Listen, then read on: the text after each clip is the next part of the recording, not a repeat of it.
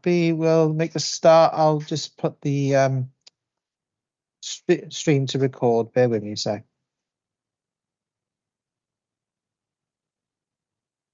Right, that should have started now, Chair. Okay, thank you, Mark. Good evening, everybody, and welcome to the Core Performance and Resources Scrutiny Committee meeting. Before we get going, I'd like to just make an announcement. This is just to remind everybody that this meeting is being live streamed as well as recorded via the internet, and this recording will be archived for future viewing. Could all participants please make themselves clear when not speaking in order to avoid background noise when others are speaking. If a participant wishes to speak, please raise your hand. That's if you have your camera on, or use the raise hand function. Please ensure that all debate is raised verbally and not via the chat function. That's for the sake of the recording. The use of the chat function should be reserved for any technical issues to alert myself or the Democratic Services Officer that you're having issues. We'll now move straight to agenda item 1, which is apologies for absence. I haven't had any. Mark, have you been given any? I've had one, Chair, from Councillor Buckley. Okay, thank you. I'm not sure if members have got any others they want to put forward. No, that's fine. Thanks very much. So we'll move to agenda item 2. This is the minutes of previous meetings. We've got 2 here. So firstly, the minutes from the 15th of February, that meeting, and also the minutes from the 15th of March. Hopefully everybody's read them. Can I have a hand to move that they are an accurate record of those meetings? Thank you, Councillor Goodjohn. And can I have a second? I'll second that. Thank you, Councillor Drake. That's wonderful. So we'll move on to agenda item 3. This is your declarations of interest. Again, I don't think anybody has raised any to me, but have you heard anything, Mark? I've not had any, Chair, but obviously members have got an opportunity now if they want to make a declaration to do so. Councillor Johnson. Thank you, Chair. Sorry, it was just I would have raised this with the monitoring officer had I thought of it earlier, but item 5 relating to the Glamorgan Voluntary Services. I'm a council representative on the Alexandra Gardens Community Association, which is a member of GVS, and I'm also another organisation I'm involved with, Barry Arts Festival, is also a member of the GVS. In terms of the first, I believe that I'm covered as a member of the council, a nomination appointment to the community centre there, and in regard to the second, I have dispensation in the Standards Committee with relation to any event, anything involving arts in the county. So I won't be leaving the meeting. I just wanted to make those clear. Thank you. That's great. Thank you, Councillor Johnson. So with committee's permission, what I thought we could do, because we have our guest here, Rachel Connor from Glamorgan Voluntary Service, if she could go first, because then at least she doesn't have to stay to the rest of the meeting. I don't know if anybody has any objections. I see no reason why we shouldn't be able to do that. So if that's fine with everybody, we'll just go over to Rachel, who's going to take us through the annual report from 2021 to 2022. This has actually already been heard at the Voluntary Sector Joint Liaison Committee meeting. Councillor Franks has got his hand up. I'm sorry, Ian Johnson's put the cat amongst the pigeons as far as I'm concerned. I'm in a similar position to him. I didn't think I'd have an interest, but now he's not only put the cat amongst the pigeons, he's set the hare racing. So I am going to say I'm part of various organisations that Rachel serves, and I don't think I got any. Well, I haven't had a chance to check if I've got any dispensation. Unless Karen, who may or may not be here, can advise, I'd better withdraw. Okay. Mark, are you able to advise whether Councillor Franks should stay or go? bear with me a second, Chair. I'll just try and quickly have a look at dispensation, and I'll get back to you. If you can just hold for a minute, I'll just have a quick Of look, course, okay? of Bear with me. course. If Ian had kept quiet, I wouldn't have thought about it. But Well, it's better to be safe than sorry, isn't it? I think. I mean, Quite right, we're hearing right. the annual report from last year, so there's no decisions being made today or anything like that. But I think you're always wise. It's best to err on the side of caution, isn't it? Yeah. Thank you. Thank you. Thank you. Well, I suppose a lot of people have got the members of the community councils on the community centres. Councillor Haynes, you've got your hand up too. Is it for the same sort of reasons? Well, partly because I'm on a committee for a community centre, but I'm not sure if that's relevant to go. But I'm also just informing you, Councillor Carroll's having problem logging on. Okay. So Okay. so I don't know whether I'll have to declare an interest because I'm a committee member of a community centre in my ward. So I'll wait till the monitoring officer or someone comes back on that. Okay. Okay. Yeah. You Thank may you. find, Chair, that everybody has to leave.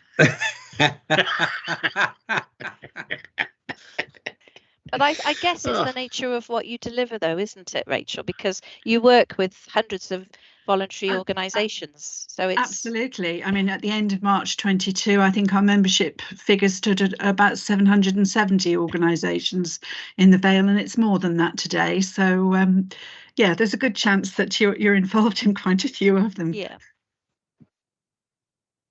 Hi, Chair. I just had a look on the dispensations. Councillor Yes. Franks has got a couple of dispensations to speak on certain matters, such as Dennis Power's voluntary concern and those sort of things. I think because obviously there'll be a number of members with connections with voluntary services that tie in. I think in this case, as you've said, this is just a report really for noting. Absolutely. Yes. So, you know, I can't imagine there's going to be anything in terms of a substantive vote or recommendations No. made as such. And No. as I would believe, these would be probably more personal rather than necessarily prejudicial interests. I think it's perfectly fine for members to stay in the meeting, but obviously, as they've declared, they've made that declaration as a matter of public record. So I can't see any problem with that. Okay, thank you very much, Chair and Mark. So I'll declare that I'm a member of Dennis Power's voluntary concern. That's great. Thank you. And anything else that I happen to be a member of. But I don't That's think fine. he'll accept that. Thank you, Councillor Franks. He Councillor won't Haynes, accept did that you vague want to just make your declaration clear? Yeah. I'm a member of the Paul Lewis Community Centre, which may have links. I also am a trustee for St Athan Close Bank that I do believe has links, and it uses CF61 as well. So I'd like to add that. Thank you. Okay. Is That's that fine, okay? Chair. Marvellous. Yeah, that's fine, Chair. We'll make a note in the minutes so that'll be for public record as well. Thank you. Thank you. So I think we've sorted that one out now, Rachel. So if you would like to give us your report on last year, that would be lovely. Thank you. Thank you very much indeed, Chair. Appreciate the invitation to attend today. As you've already kindly mentioned, this is the report for the year 2021-22. So a lot's happened since then, but back in the days of 21-22, we were still really under the restrictions for quite a bit of the year of the COVID pandemic.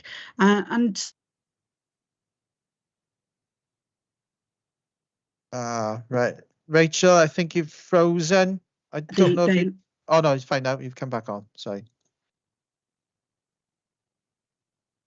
Sorry, Rachel, you froze for a minute, I think.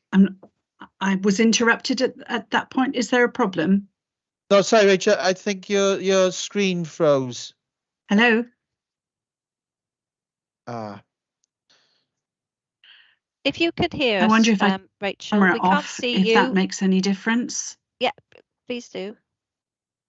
Can you hear us now, Rachel?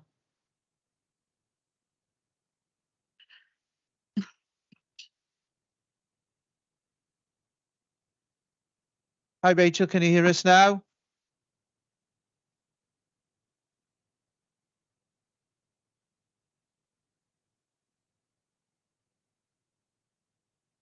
I'll try and get in touch with Rachel now, Chair. Bear with me a sec. Thank you.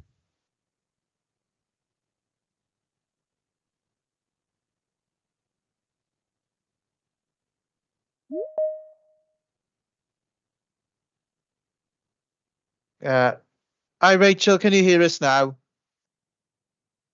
Sorry, on mute. I can indeed. I'm sorry about that. There seem to be some connection issues, I think, obviously at my end. My apologies for that. I'm just really introducing it and saying that the GVS is the County Voluntary Council serving the third sector here in the Vale of Glamorgan. And as we recently mentioned, I think at the end of March, it was 770 community organisations that were in membership of GVS. So organisations and third sector groups and local communities need active engagement and involvement from local people. And there is that increasing role for third sector in the delivery of services that fall usually within the public sector. We're here to support those organisations, to enable them to deliver whatever it is that they're set up to deliver, to make sure that their governing document is in place and correct, and that they've got the right policies to enable them to deliver the services that they wish to deliver. So during 21-22, there were a lot of things that were undertaken by the organisation despite the challenges of COVID and emerging from COVID. And like all organisations, we relied very, very heavily on our IT and our website and our social media and all of our digital platforms, which are listed within the report, Chair. It was absolutely vital that we had that connection with our local communities through social media, but with our membership through our newsletters, through our news bulletins, all of which are sent out digitally, and that third sector organisations could access the funding search facility and the Wales-wide volunteer management system. So really vital for everybody during that time that they had access to IT and digital services.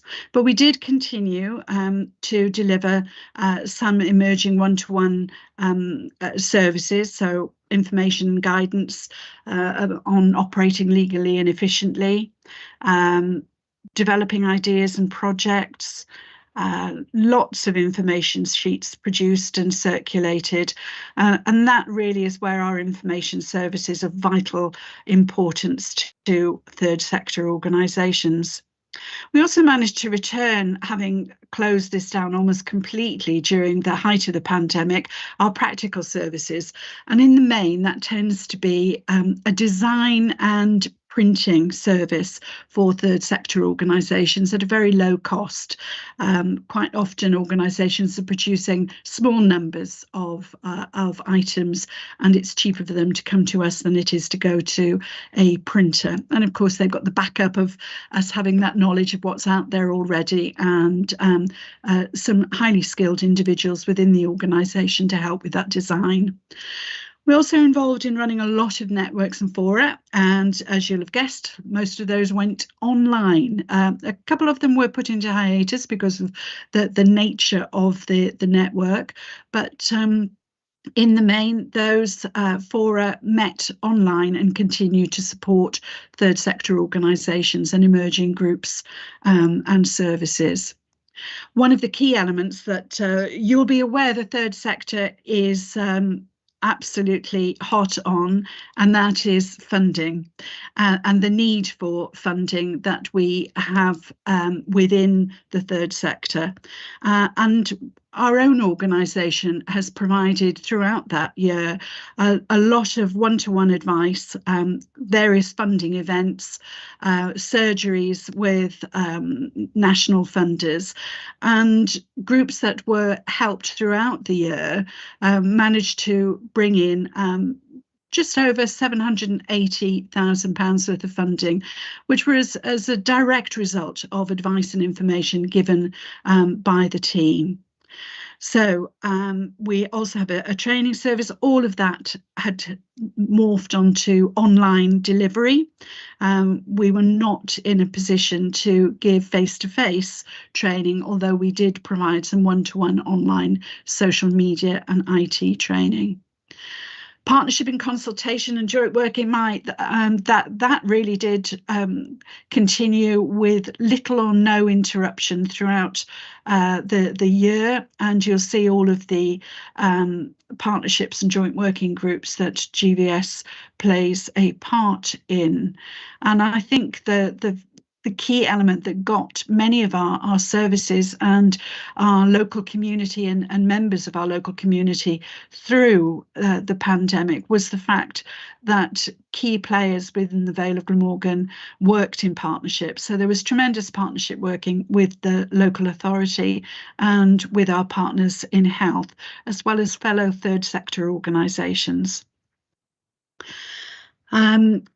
We, during that year, made a pledge to work towards becoming dementia friendly, and we're well on the way to being fully dementia friendly within all of our buildings and the services that we deliver. We provided the administration for a variety of funding schemes whereby Welsh Government, Health, RPB, and various other agencies, including the local authority, provided GVS with resources to run small funding schemes, which we did throughout the year to the benefit of the local communities. Volunteering, as ever, is absolutely key for the work that we do, and I guess we've all learnt over the last couple of years just how important, if we didn't know already, volunteering actually is to the well-being of all of our communities and indeed to individuals within those communities. So throughout 21-22, we dealt with still a relatively high number of volunteers. And when I say dealt with them, we actually, the 416 relates to individuals who had that one-to-one, either via telephone or online service from GVS. And then that translated into 335 individuals actually being placed in local volunteering opportunities. You'll remember, of course, that quite a lot of volunteering opportunities had closed down during the pandemic, and they were just starting really to open up during that year. Volunteers Week was very successful. The previous year, we'd had to put everything online, and we continue to do that with some volunteering fairs and volunteering information events. We delivered on youth-led grants. This is money that comes from Welsh Government, and we encourage local groups that involve young people, so not necessarily youth groups, but any group that has young people working with them, to bid in for resource to help those young people actually deliver events or projects within those organisations. You'll be aware that we run a food share project, which is a pantry model, and that delivered opportunities for people to access free food. It was originally set up as in relation to food waste, and we had over 600 visits to that service during that year. We'd started a gardening project at the CF61 site in Llantrwit Major, and at that point it was supported by 10 volunteers, and they've gone from strength to strength. I think we've got about 25 volunteers now working on our green areas within the site in Llantrwit Major. So other volunteering roles are also available within the organisation, including within the Food Share project, and within the organisation itself, involved with social media, administration, various other activities. So I touched on one of the buildings, CF61, which is the old youth centre in Llantrwit Major. It's a community space, and it has been upgraded and refurbished by ourselves over the last few years. Lots of different activities taking place during the even during the pandemic, we were able to keep the building open because we were very fortunate in the layout of the building and the way that we were able to operate a one-way system, keep it well ventilated, and provide all of the appropriate hygiene, security initiatives that were required. It was also used as a vaccination centre by GP surgeries in the Western Vale.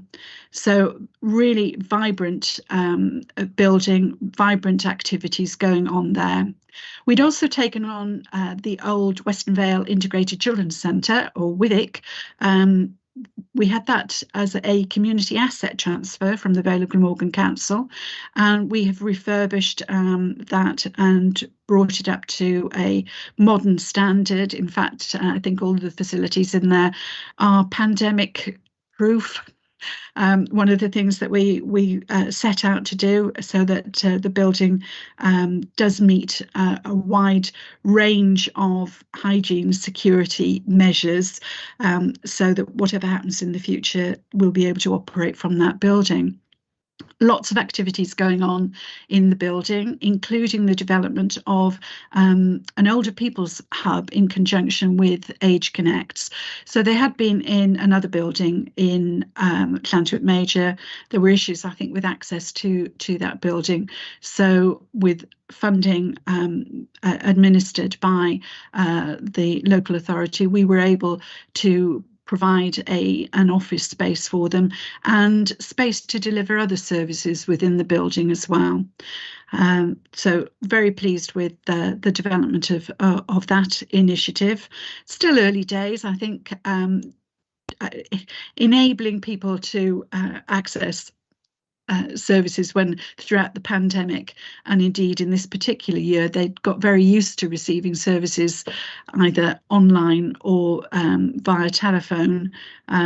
So it was, I think, a bit of a challenge for Age Connects to bring services back on a one-to-one in an office space. The nursery that is part of Illdeed House had been empty for, I think it's about 5 years before we took the building on, and we went out to tender, and we have a private nursery provider offering up to 32 places within the facility. They've spent quite a bit of money on it. We've spent quite a bit of money on it to bring it up to today's standards, and it seems to be thriving. We took on a lease from Newydd Housing Association for the recently developed St Paul's site in Arcot Street, Penarth. So the frontage of the old church was retained, and behind that frontage we have a brand new community centre, and behind that Newydd have got 1 and 2 bedroom flat developments. So we actually held an event in March 22, but fully opened the centre in May 22, which is outside of the remit of this particular report. But action-packed year. I think an awful lot of things took place in conjunction with our partners in the local authority that perhaps none of us had thought we'd be involved in previously. But a year of successes, a year of challenges, and a year that we learnt an awful lot from. So I commend the report to the meeting. Thank you. Thank you ever so much, Rachel. Thank you for your time tonight, for the work that you do with all of our voluntary organisations. And if anybody would like to ask any more questions, please go ahead.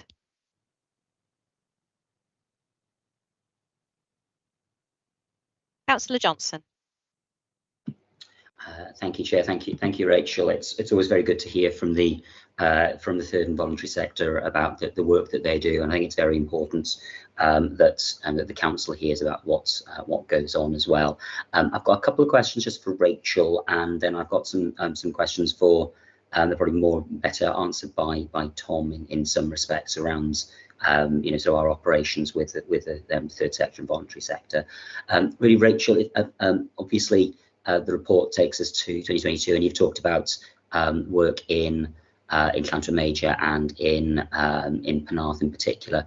I'm just wondering if you could give a bit of an update on what activities are taking place in the Gibbonsdown hub and what's going on there. And I think when you were here with us last year, we were raising questions around the castle in Jewel Street in Barry. And I was wondering if you knew of any developments around that you could inform us on. Thank you. Yeah, certainly happy to do that. We still retain a space within the Community Enterprise Centre in Gibbonsdown and provide volunteering advice, trainings and courses, and printing, delivery and collection and meetings from that site. So it's pretty much the same at all of our 3 sites, that we can deliver our services without any difficulty at any of those. As I say, it does tend to be volunteering, training and funding and printing that are the key elements that people want to access GVS services within that area. We also are in Barry Library as well, so in the centre of town. Thank you. The other element, the Castle Pub, well, there was a lot of excitement on our part about the building, and our Board of Trustees decided to invest from reserves £12,000 in undertaking a very in-depth assessment of the building and the works that were going to be required to be undertaken to make it safe and usable as a community asset. Unfortunately, that report showed us that it was going to cost in excess of 1.6 million because of access, age of the building, disrepair of the public house section of the building. And when we approached a variety of funders, it really did look as though we were going to need a lot of funders to come together all at the same time, all prepared to put into what was in the end going to be a relatively small facility, and we couldn't justify the community benefit and value at that sort of price.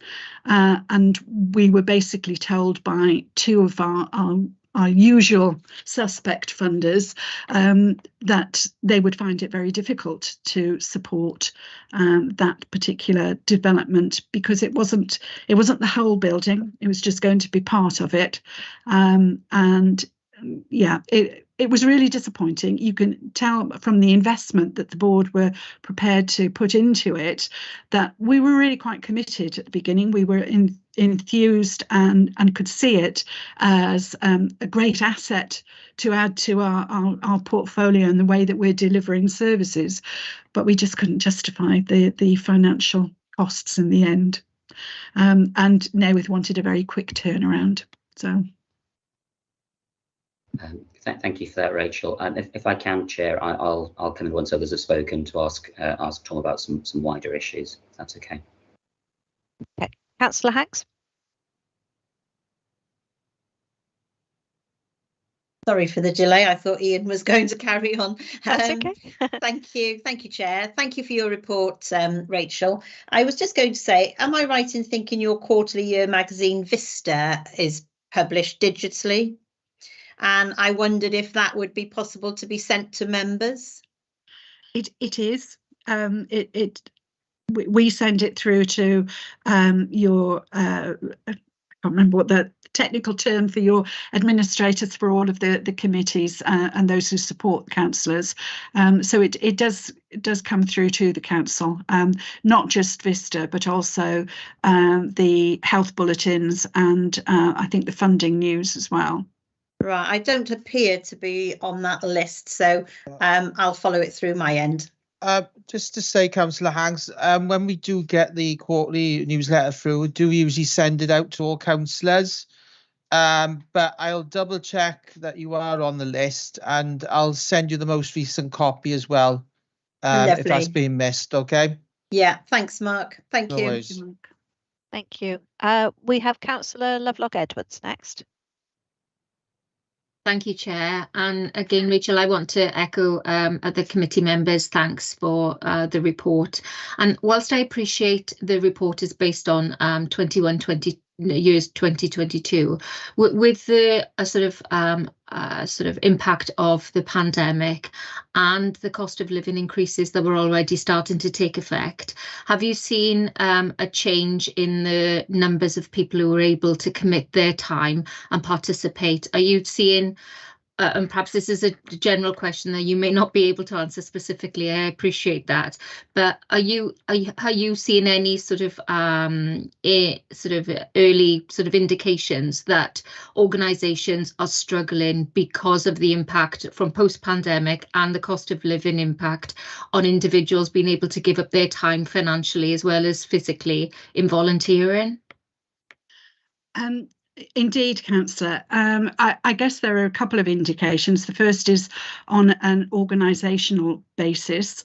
Our membership is still high, but an awful lot of those members have slipped out of being able to pay for membership and have moved into our associate membership category because of those sorts of issues.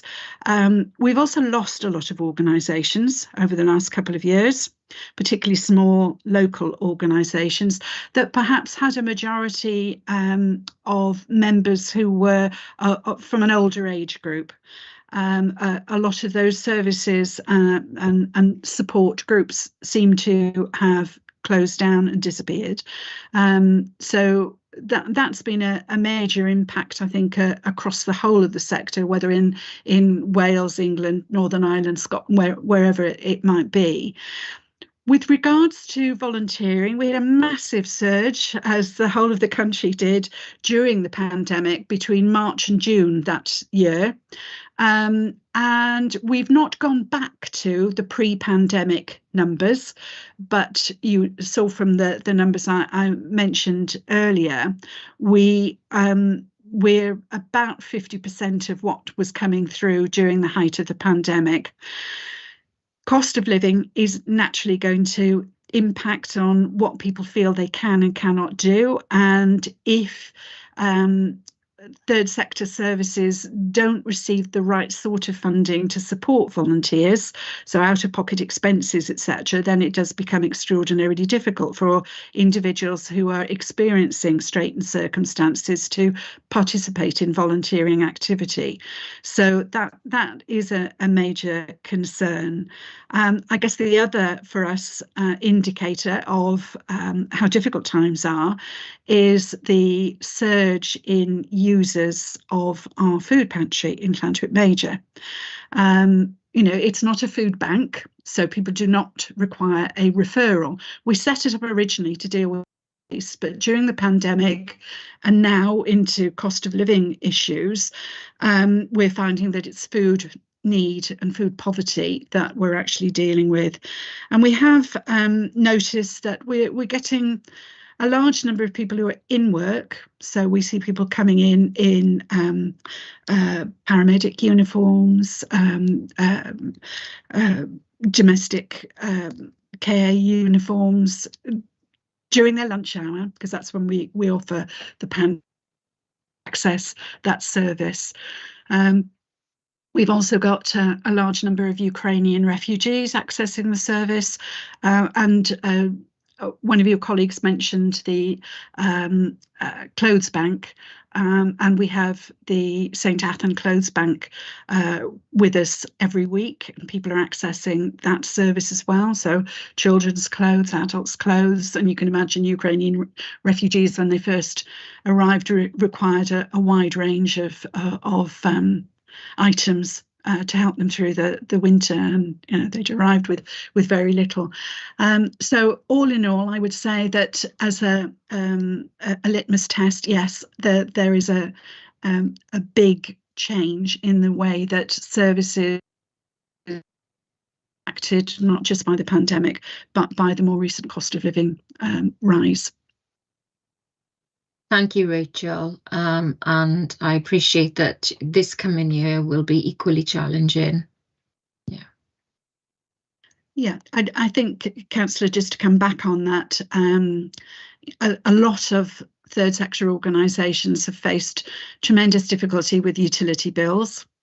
And our biggest concern and fear has been for community centres that are in the main managed by volunteers, and a lot of them don't necessarily have what we would say is the right governing document in place. They were set up a long time ago. A lot of them are associations.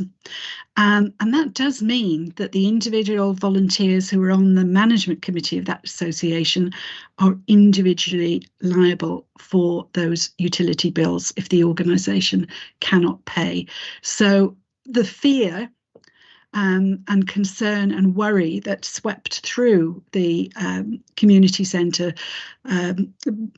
community has been enormous, and a lot of volunteers were lost that way. So something for us all to think about. We all want warm places. We all want to address loneliness and isolation by using those community centres and facilities that are based on the doorstep for people to access. But there is a massive challenge for us, isn't there, that we've neglected those buildings. We haven't invested in them. They're expensive to run and heat, and we really need to be thinking about future-proofing them and making sure that we're not placing a massive burden on individuals who are giving of their time to keep those buildings open. Thank you. Thank you, Rachel. That is indeed shocking, I'll be honest. That people who are volunteers could end up having to pay, which in some cases are thousands of pounds of energy bills. That is a shocker. Councillor Johnson. Yes, thank you, Chair. I think I'm quite shocked at that. I didn't know that, although I'm glad that my community association has a bit of money in the bank and is a relatively new building. But it actually is a question that I'll maybe raise with as part of this questions to Tom.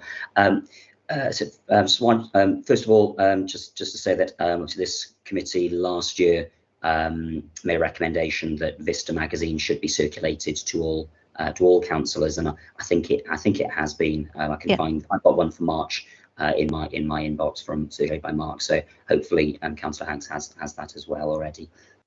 So I want to put a bit of context on the discussion, just because the reason that we asked for GVS to send us their annual report and give a presentation was a direct result of an Audit Wales report into third sector partnership working that was discussed at this committee in January last year, and it was felt that we weren't maybe keeping on top of our commitments to the third sector. And one of the recommendations was that as part of the review of the compact, the council should reflect how it wants to work with the third sector to help deliver its strategic recovery priorities, how it can build on positive work during the pandemic, and consider how it can strengthen its application of the Sustainable Development Principle. And that's really why I wanted to sort of bring Tom in, because there was a lot of discussion last year about how the council would go about that review of the compact that we have between the council and the third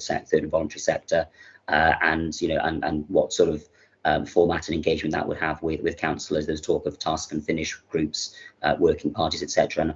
And it occurred to me while I was reading this report that I hadn't really heard anything much about that in the intervening period.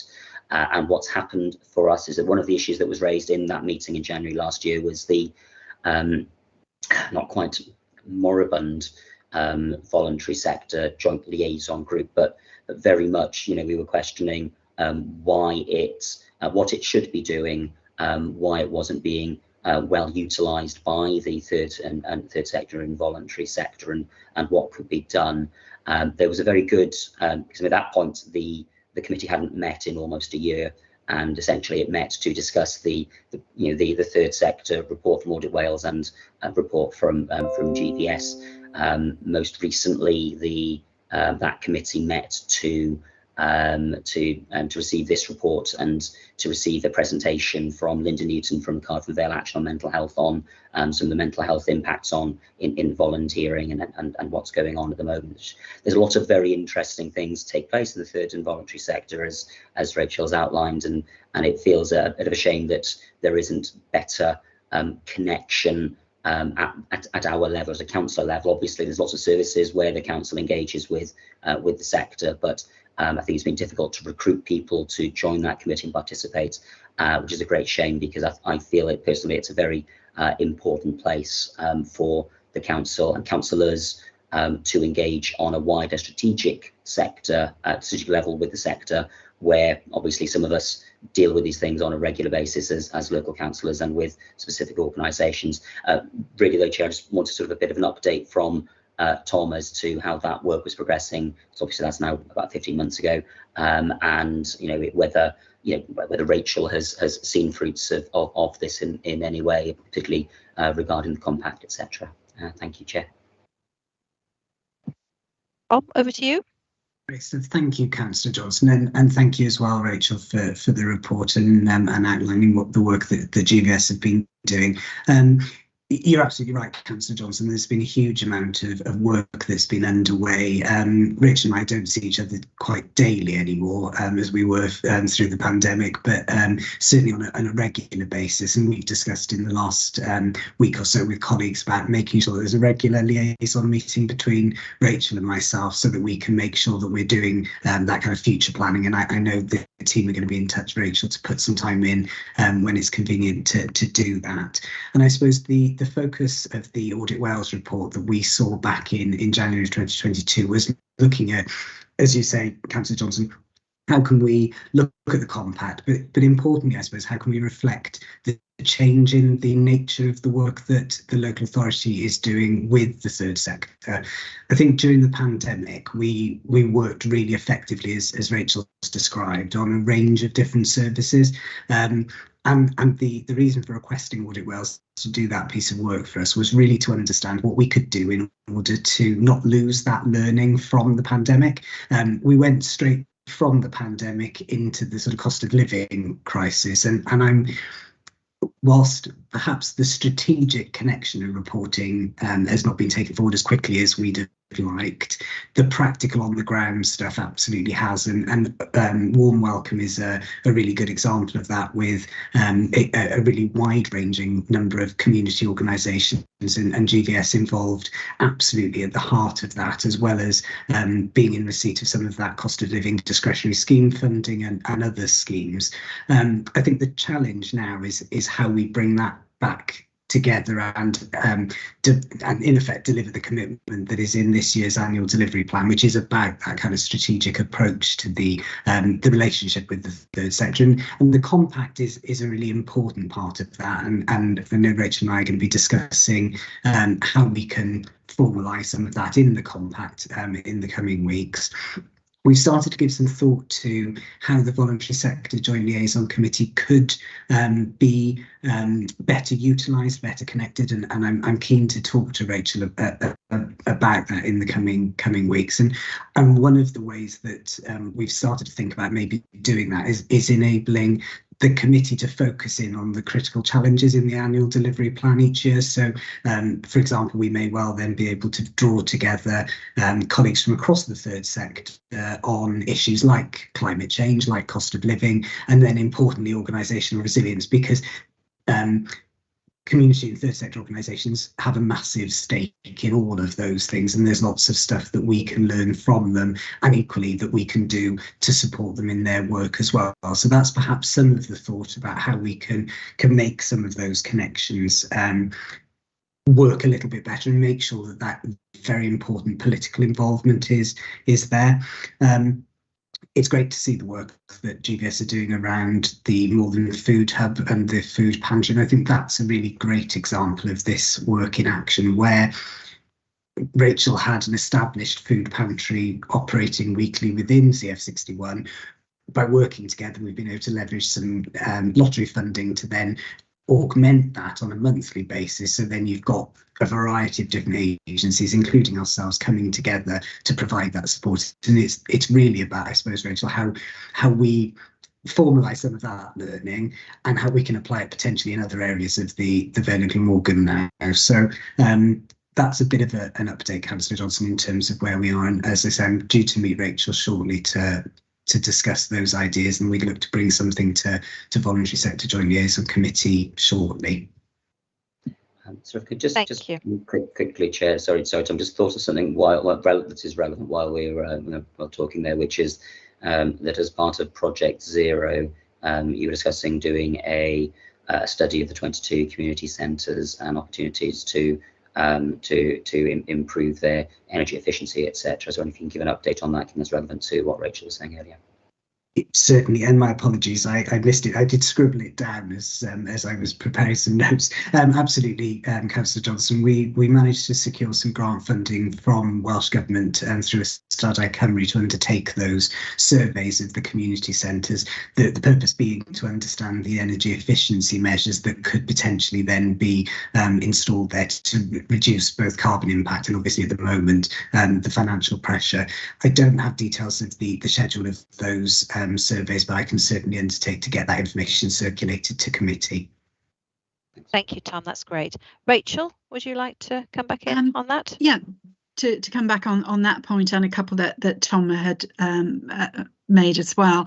Two of our buildings were included within that survey. So in the main, it was local authority owned community centres, but we did manage to get, I think it was an additional 8 or 12 non-council owned community centres in the mix as well to be included in that survey. We haven't seen anything of it yet. We're waiting with bated breath to find out how much it might cost us to improve our buildings for GVS, but also for the whole of the sector. And so, the follow on from this really is a commitment to investment in those buildings and making sure that those surveys, we get our money's worth out of them, in that they do actually, the suggestions coming from them are put to fruition. The other element that Tom mentioned was about the Joint Liaison Committee, and it has fallen by the wayside. I think the whole pandemic, cost of living, yes, that's got something to do with it, but I think it was probably falling by the wayside in the minds of the voluntary sector before that. One of the reasons that it is very difficult for third sector organisations to actually put forward somebody who's going to take on the responsibility of attending the meetings, writing reports and pulling together information, etc. That we find it really difficult to recruit representatives from the third sector to participate within the Joint Liaison Committee. I met with Helen last week from Tom's team, and we've exchanged some emails to look at dates for further meetings with Tom and his team to move some of this forward. And I guess what we have to do is really ask ourselves whether that particular mechanism works today. And that really needs to be part and parcel of what we investigate together to see what will work for all of us for the future. It used to be an extraordinarily vibrant committee with officers from all directorates attending and being there to answer questions from third sector with the elected members, but that has kind of dried up really, and as I say, we're struggling to persuade people to give their time to this when there are many other things on their plate, and the majority of organisations have experienced massive funding reductions over the years, so have even less time to give to something like this. Thank you. Tom, back to you. Thank you. And it was just to pick up on that point, and you practically took the words out of my mouth, Rachel, in terms of the kind of mechanism. And one of the things that I'm really keen to do as part of the discussion with yourself and then with elected members is to look at that that mechanism, because we want people to participate because they feel like it adds value to the work that they do, and equally that they can then influence the work that we do. So I think there's something about the mechanism, the approach, and then also the subject matters that we're talking about, because then we can make sure that relevant people are in the room, whether that's from third sector organisations or from the council, and we can actually make an impact as a result of it. So it sounds like we're both coming at it from the same angle, so I'm looking forward to having that discussion shortly. That's great. Well, thank you. Anybody else have any other questions for Rachel? I mean, it was initially on the report from last year, but it's such an interesting topic, and there's so much to say that we've kind of gone a bit forward into the future, but that's okay. But has anyone else got anything else they'd like to ask Rachel? Nope, that's great then. Okay, so I think the recommendations then simply were that we considered and noted the report that she's brought to us today. So I think having done that, I think quite thoroughly, if we can move on this one, can I have a hand to move, please? Thank you, Councillor Hanks, and can I have a seconder? I'll second it, Chair. Thank you, Councillor Hamilton. That's great. So thank you ever so much, Rachel. You're quite welcome to stay if you want to, but it's nearly 10 to 7, and I'm sure tea is calling you. So thank you very much. We look forward to your next report. Thank you very much. Okay, thank you. Thank you. Good evening, everybody. Bye-bye. Good evening. Okay, so we will hastily move on to agenda item 5. This is the Customer Relations Service overview, and I think we've got Tony Curlis with us to give us a presentation. So over to you, Tony. Thank you. Thank you, Chair, and thanks for inviting me along today to give this discussion.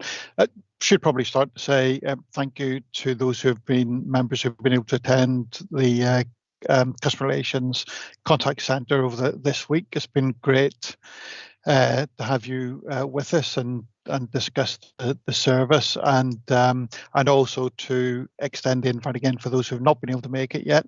We'll love to have you across at some point, and I'm sure we can arrange that. I do have a presentation, which if I share my screen with you now, hopefully you can see that. Yes, Tony, that's come up. Excellent. Thank you. So, yeah, I wanted to give you an overview, really, of the Customer Relations Service today, and focusing on 3 areas. So hopefully by the end of the presentation, there'll be a good appreciation of the operations and performance in the contact centre or in customer relations overall. A little bit of what we're doing around the digital customer, and also talk about some of our future priorities, so what we're going to be focusing on over the next kind of 12 months. And I guess the key thing around customer relations is that we exist so that our residents can access council services easily and conveniently, and that means developing access channels to meet the needs and expectations of our citizens, because we know those have changed a lot over the last number of years. Looking at how we can improve services, so where services need to improve to meet those changing needs of our residents, and doing that in collaboration with internal services, but also looking at external services such as health services. And just to give you an overview of the services that are involved, I've split it into 2 areas on this slide. So the left-hand side is the kind of real-time demand contact handling piece. So you can see we've got Contact One Fail, so corporate contact centre. It's the main point of access for most services within the council, actually. So that could be anything from shared regulatory services to waste management to planning to adult social care. And in actual fact, our adult social care information, advice and assistance process is is really an integrated service between customer relations and our intake and assessment adult social care team. We also have telecare monitoring. So if we have vulnerable residents who've got I think we used to call them lifeline alarms. So it could be a pendant, it could be a wrist monitor, but actually it could also be a movement sensor or a smoke detector or a epilepsy sensor. So that service supports a wide range of vulnerable customers. And also we provide that our 24 hours out of hours emergency service as well. So that might be, it could be anything from a fallen tree to a weather event to an emergency housing repair, boiler breaking down in the middle of the winter. So we provide that out of hour support and a range of response for those types of services. We provide the main customer service point at civic offices, dock office as well, although we haven't really been open to the public in that area for a little while now. Corporate complaints, I've mentioned shared regulatory services, and also we have a great armed forces liaison service. So we've got an officer, Abby Warburton, who works with veterans and armed forces organisations in the Vale to make sure that our armed forces family are supported. So that's the kind of real-time demand element, and then the other side is administration, really. So telecare application processes, blue card badge application processes, processing rather, and concessionary travel pass. And I won't read through them all. They're there on the slide. So those are the kind of two sides to the service. Importantly, we're also co-located with our adult services intake and assessment team, our telecare team, and the Cardiff and Vale hub, which delivers primary care services to residents of the Vale and actually in Cardiff as well. And that provides us with some really exciting opportunities to develop shared services, which I'll talk a little bit about later. So Contact One Vale has existed since 2007. Which I can't believe it's been that long, actually. And our initial purpose was to improve how citizens could access services by telephone, because that was the big driver back then. And really, we wanted to make accessing services easy, convenient, and importantly consistent. So we reduced. We had a huge number of published telephone numbers on there. The names of services, which most of the our residents probably wouldn't understand what those services did. So we reduced that from well over 100 numbers down to a single number. That then enabled us to create a multi-skilled a group of call handlers. So those call handlers can answer inquiries about that full range of service. So if you call the contact centre and you've got a housing repair, you also want to report a pothole, you also have maybe adult social care requirements. Well, the person who answers the phone on that call could probably deal with all of those three things all at once and take your report of your missing dog and lots of other things at the same time. So it's a one-stop service, I guess, for most services within the Vale. And we've got a really simple call handling process. So first thing we want to do is resolve that issue for you. So let's give you the information you need, or raise the job to get whatever you need done, or make an application. If we can't do that for you, who in the organisation can do that? So let's transfer you through to that person, and then only when they're not available, we'll capture your requirements and send those through to the team who can deal with your inquiry, and then they'll call you back within our normal service standards. We then made sure that we were open when our customers or our residents needed us. Initially, actually, we opened from 8 in the morning till 8 at night, Monday to Friday. We soon found out that actually demand after 5 o'clock tailed off pretty quickly. And actually, that's continued to be the case because of the improvement in online self-service, and also with changing customer behaviour towards that means of contact anyway. So our current opening hours for the core contact centre are Monday to Friday, 8 till 5. telecares 24/7, and of course emergency out of hours operate in the hours that the core call centre is not open.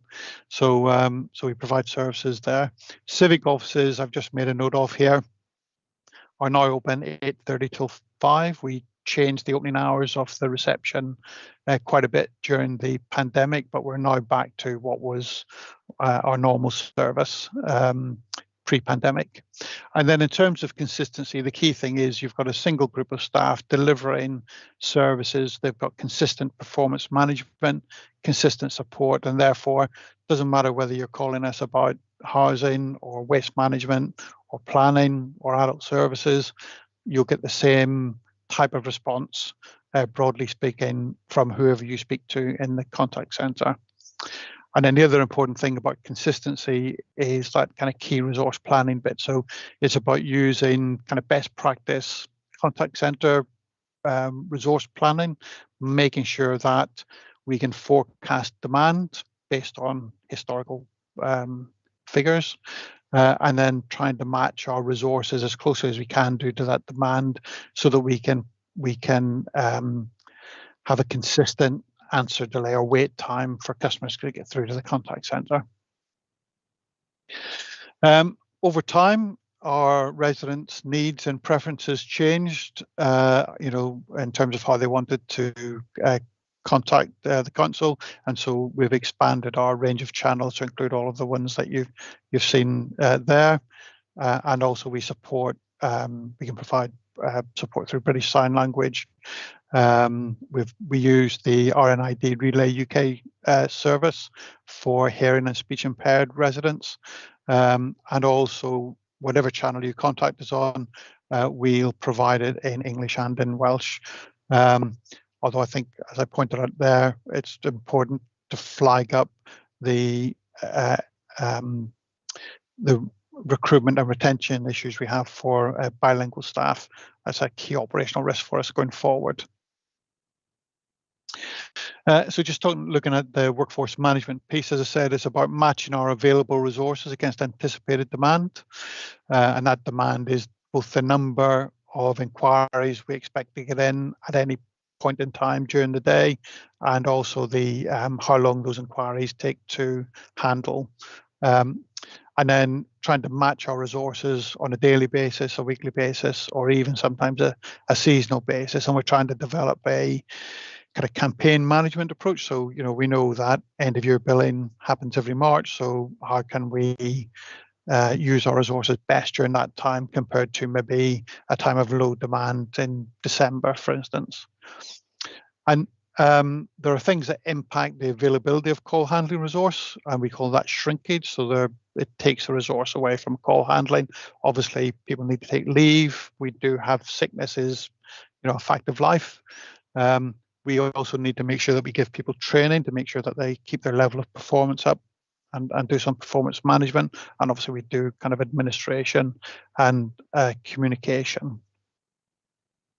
And then just to emphasize the point, again, that kind of recruitment, retention, especially of bilingual staff, but actually of staff overall is a real challenge for us. And I know we spoke to a number of members who have attended the office this week about the real challenges we're having and the competition for staff out there, and the kind of time skills now it takes to fill a vacancy and train people up is getting longer and longer, and obviously that has a direct impact on performance.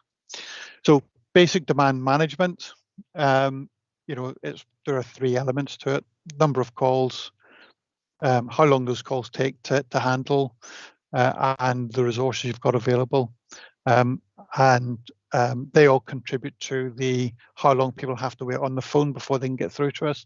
So if call volumes go up above what we forecast, average handling time and resources stay the same, our average speed of answer goes up. I'm not going to go through this table in detail, but this is the kind of delicate balancing act. And of course, the kind of apocalyptic scenario is where call volumes go up, average handling time go up, and resources go down, which sometimes does happen. But this is the kind of basic demand management equation which we're constantly trying to balance. And really, just to emphasise that point, this is a very complicated and busy slide, but we had just over 237,000 inquiries to deal with in 22-23. 131,000 or almost 132,000 of those were inbound calls. But as the red line shows, there can be a big difference between the actual volumes of interactions on a weekly basis. So we've got kind of quite a big difference in interactions there. So it's how do we balance out the demand at those different times of the year and to make sure we give a great service. If we recruit up to that kind of high demand level there, it means for the rest of the year we could be over-resourced. Equally, if we kind of have our resources to cope with this lower demand, we'll be significantly under-resourced. So it's how we manage our resources. We use admin tasks to fill in times of low demand, for instance, so that we operate as efficiently as possible.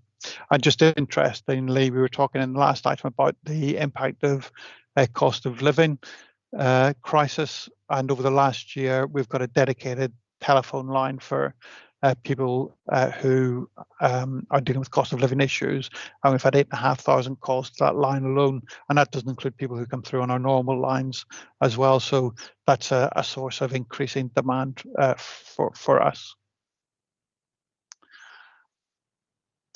And this is really a slide to demonstrate the impact of that kind of seasonal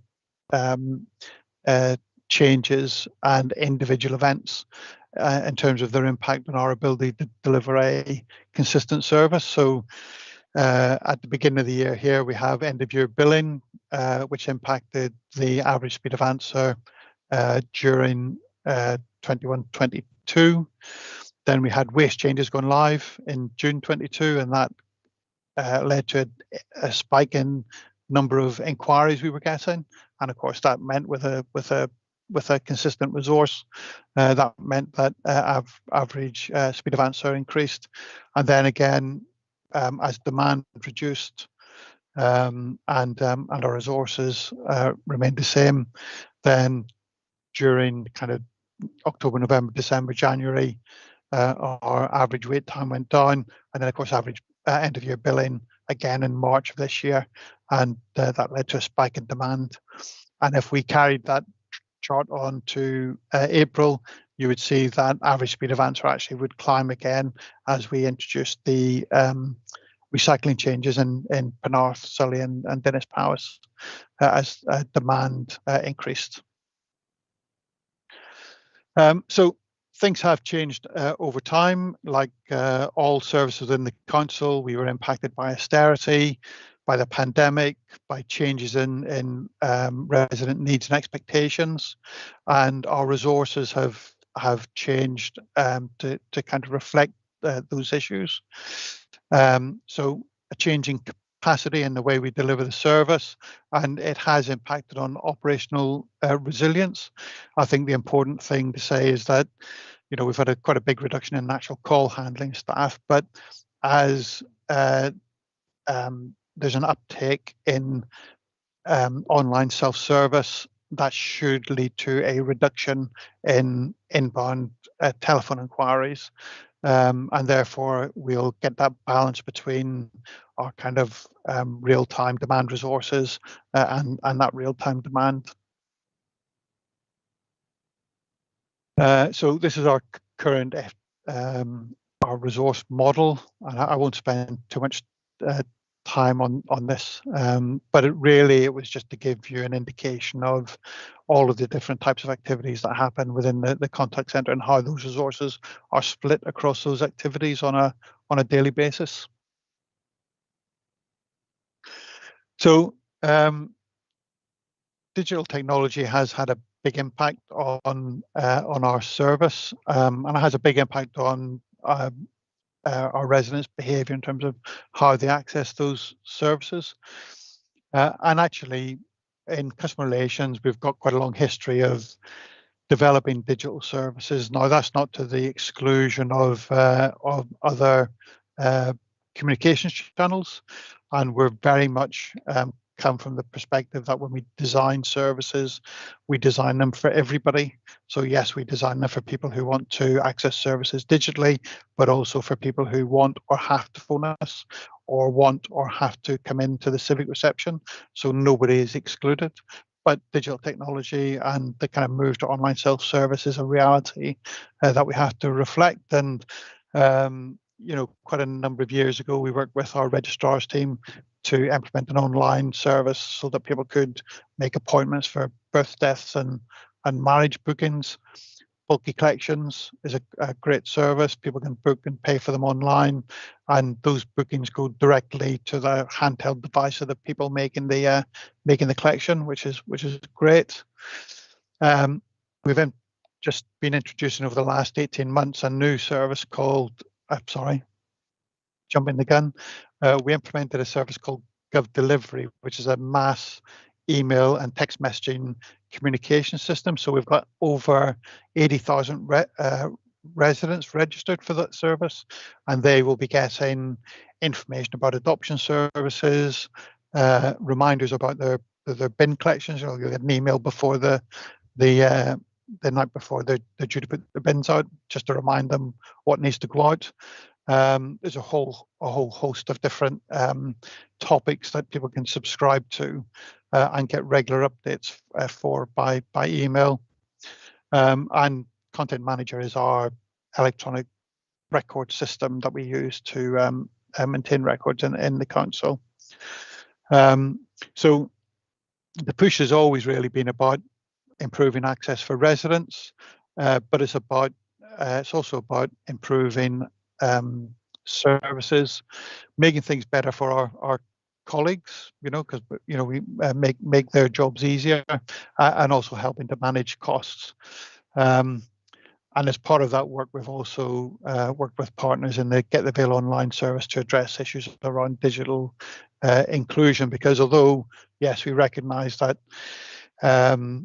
people should have a choice of how they contact us, we also know that having access to digital services means that people can take advantage of, opportunities to buy utilities at a lower cost, for instance. So there are lots of different opportunities online where to help people manage, especially from a kind of cost of living perspective, and also get involved in their community through social networks, etc.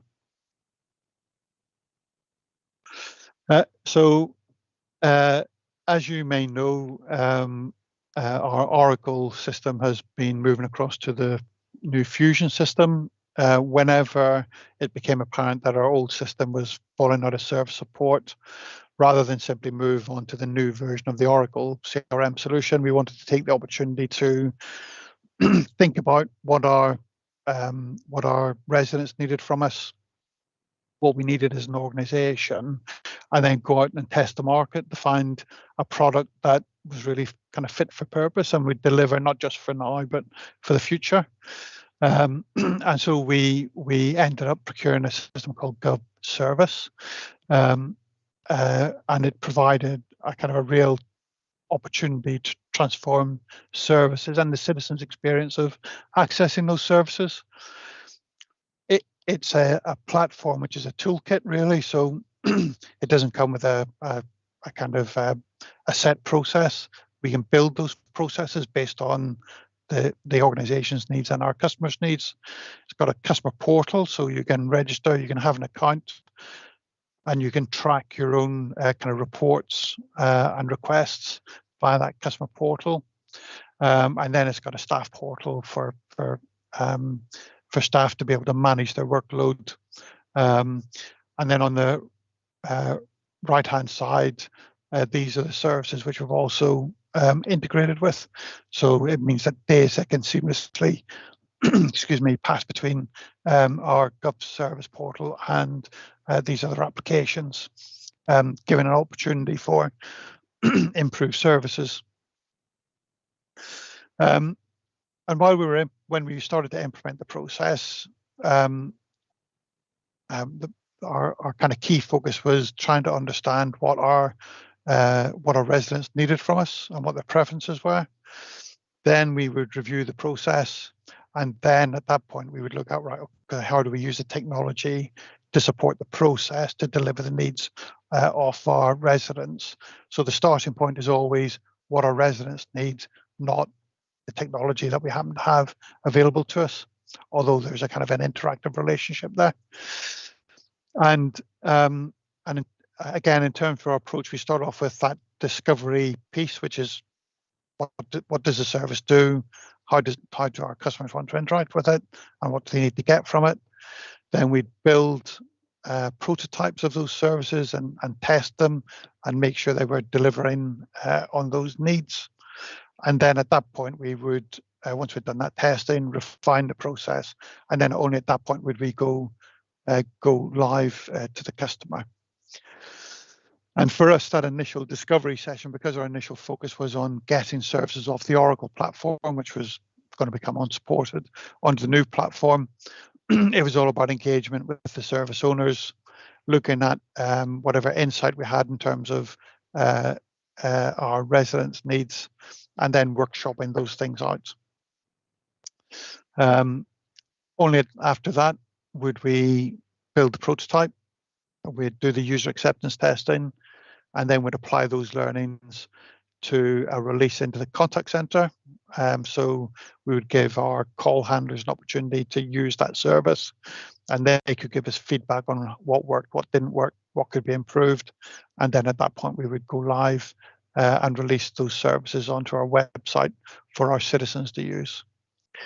And so far, we've moved 125 Oracle processes, and in actual fact, we've completed that process of moving services off Oracle. So 100% of the processes are now on the new system. We've created the integrations with the various different platforms as indicated there. And also we've created that online customer account, although we haven't heavily promoted it. But I think last figures I saw, there was almost 9,000 residents who had already created an online account, which is a good start. But we think we can do much, much better than that once we start actively promoting the service. Importantly there, we've also created a single sign-on opportunity for council tax and housing rent. So when you create your GovService account, you can also then access your council tax account or a housing rent account if you have one. So you'd only sign on once and be able to access all of those services. And as well as doing all of that, we've tried to support our cost of living response. So as you're aware, there were lots of opportunities for our citizens to register for various grants and payments. And we created those registration documents and processes on the GovService platform. And they've been quite successful, as I'll show you in a second. So since we have launched the product, although it's been kind of iterative, so different processes have been moved on over time, just under 73,500 cases have been raised on the platform. And of those, almost 35,000 could have been raised directly by our residents. And of those 35,000, actually just over 20,000 have been. So our self-service take-up is around 58%. And again, we haven't promoted the service because we've been busy kind of building it and making sure we're getting it right. And I think there's an opportunity to improve on that take-up rate, in particular by making more of those services available online, which are currently only available through the contact center. So when we look at our cost of living response for those services, we did actually actively promote those as an option for online registration, and the take-up was very high. So you can see for winter fuel payments, that's 8,160 registrations, and just over 8,000 of those were were self-service applications, which is great, because actually the alternative would have been over 8,000 calls in a very short space of time coming into the contact center, really spiking demand, and that would have been very difficult for us to deal with. So looking forward and taking into account the kind of move to online self-service, our approach really is about using the right resource for the right job. So if the inquiry is relatively low complexity, process driven, then using technology, self-service technology, to handle those inquiries makes perfect sense. Relatively low risk. Again, with the caveat where people aren't able to do that, we keep those other channels open. And what that will actually do is then it'll free up our staff to deal with those more complex issues where there's a higher risk or a higher need, and where those kind of human attributes of empathy and understanding and innovation and creativity are needed to make sure that we achieve the best outcome for our resident. So that's the kind of direction of travel, I guess. To achieve that, we need to create that compelling online self-service experience, because even though residents may want to go online, if they get a bad experience, obviously first thing they'll do is call us. So we need to make sure that online experience is great, and how we do that is by focusing really heavily on user research, making sure we completely understand the needs of our residents for those individual services, and actually where possible do that kind of co-production approach. So involve our residents in kind of usability testing, and making sure we gather that feedback to make sure those processes work for our residents. And also using the technology to support our colleagues, making sure they've got the right information available at the right time, automating communication so that residents are kept up to date, automating notifications so that colleagues are aware of when new work is available or when deadlines are approaching, and then making sure that we capture the information in a way that allows us to generate the data and the insight so that we can identify potential issues or trends, and be able to respond to those appropriately. So a good example of that move towards that kind of human-centered approach is the development of the Wellbeing Matters service. So this is going to be a really big focus for us this coming year. So the Wellbeing Matters service is an integrated single point of access for residents in the Vale with adult social care or health or wellbeing needs. We're going to have a single telephone number and, importantly, an integrated call handling team. The idea is that it doesn't matter whether you've got a health issue or a social care issue or a wellbeing issue. People are complicated. Those things don't necessarily come alone. In actual fact, they quite often influence each other. And to make sure that we get the best outcome for our residents in that situation, we want to make sure we address all of those issues, and wherever possible, you'll take that preventative action, which means that people's situations don't get worse, and they can live, healthy, independent life.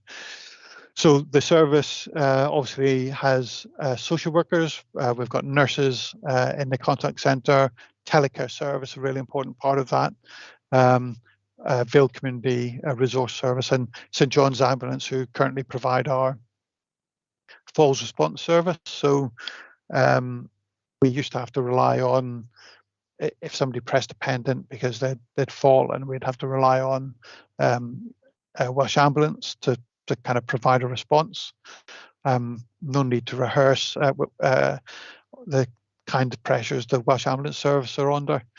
So we've now working in partnership with St John's Ambulance. They can respond to to citizens,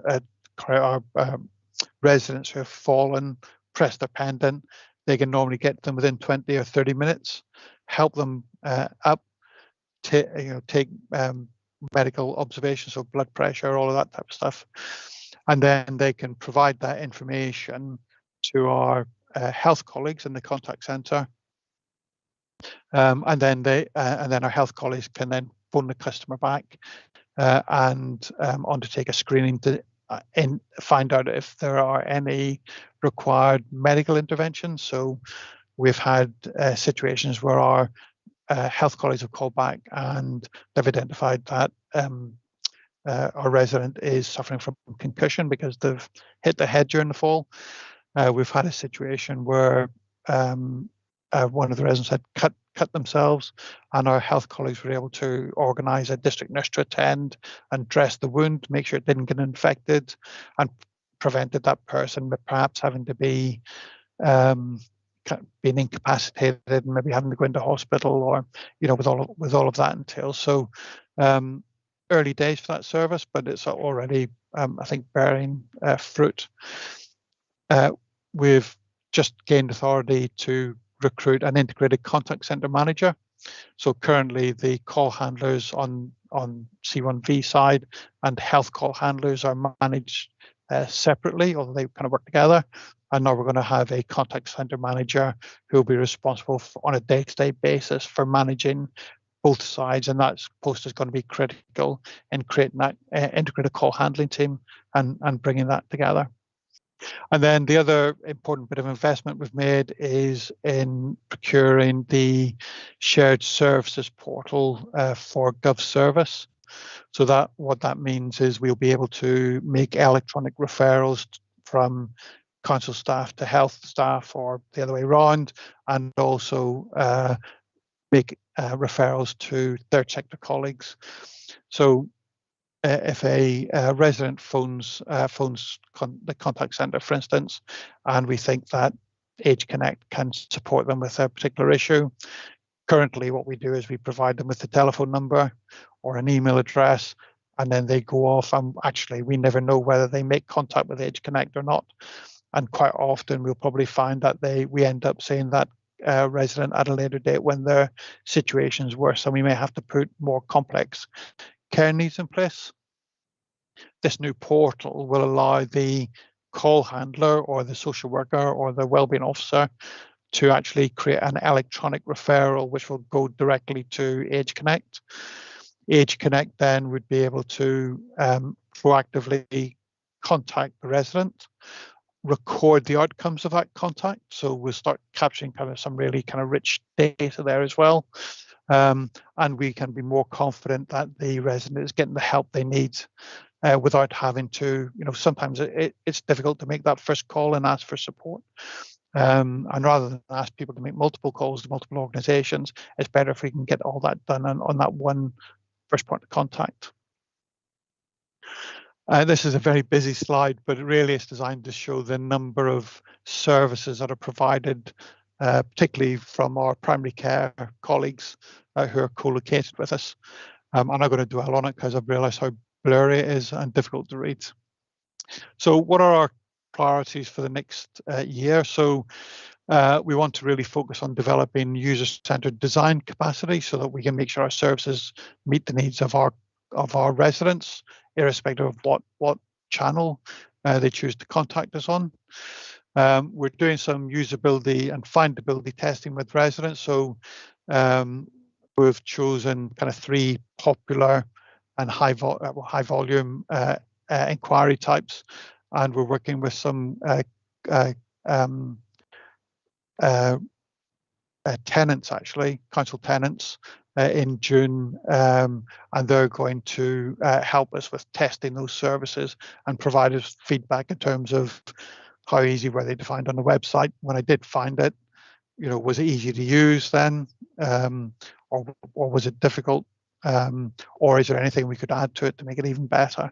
So we're going to start that process off, and that's going to be our kind of first pilot of that approach.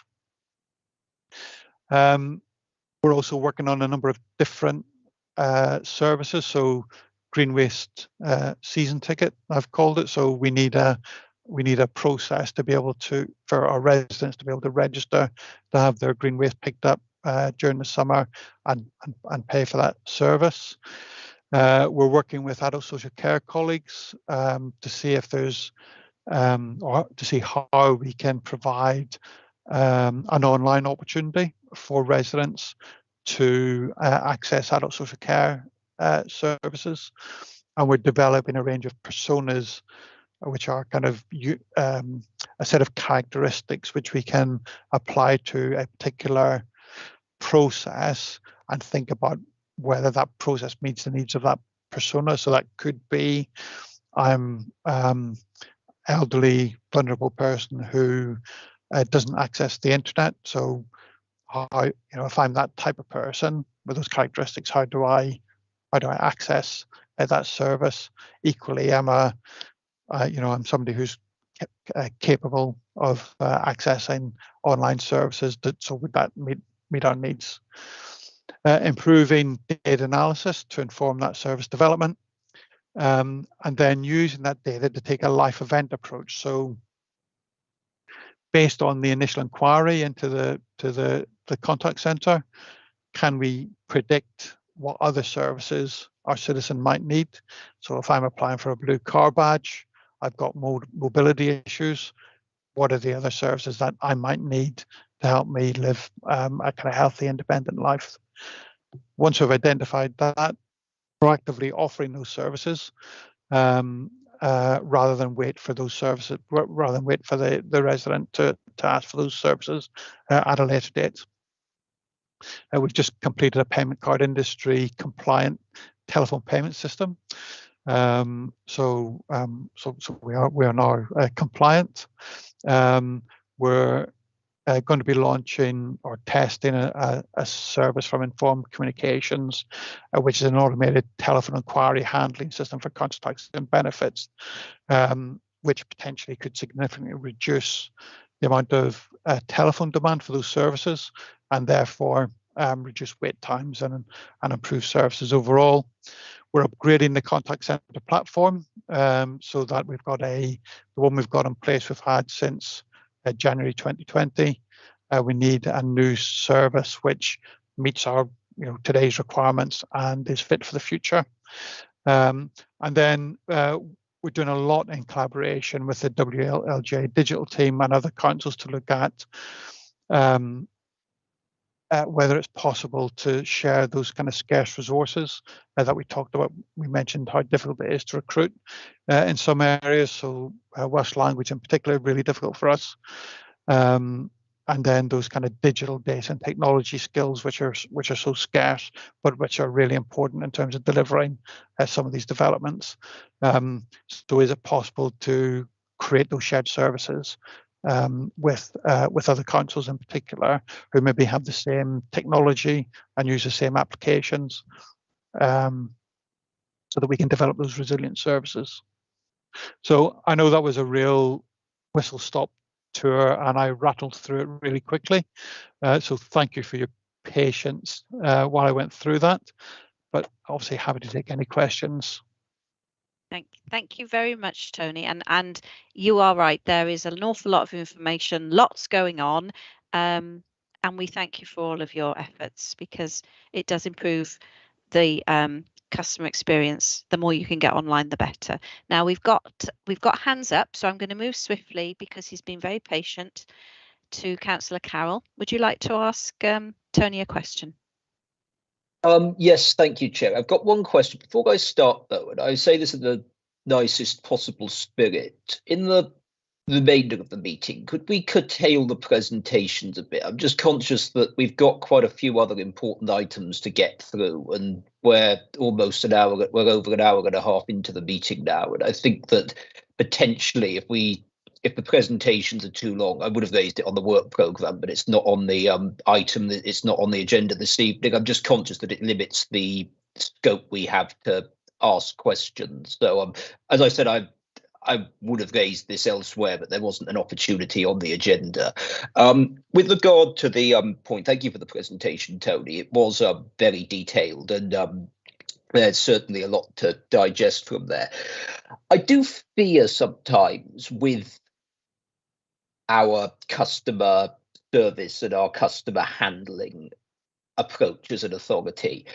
I do get the sense, and I noticed it from the report, especially when we looked at demand, that we often look at things from a perspective, and it's obviously not intentional, of clearing the desk and sort of processing things, getting them off the desk, without actually perhaps putting the customer's experience at the forefront.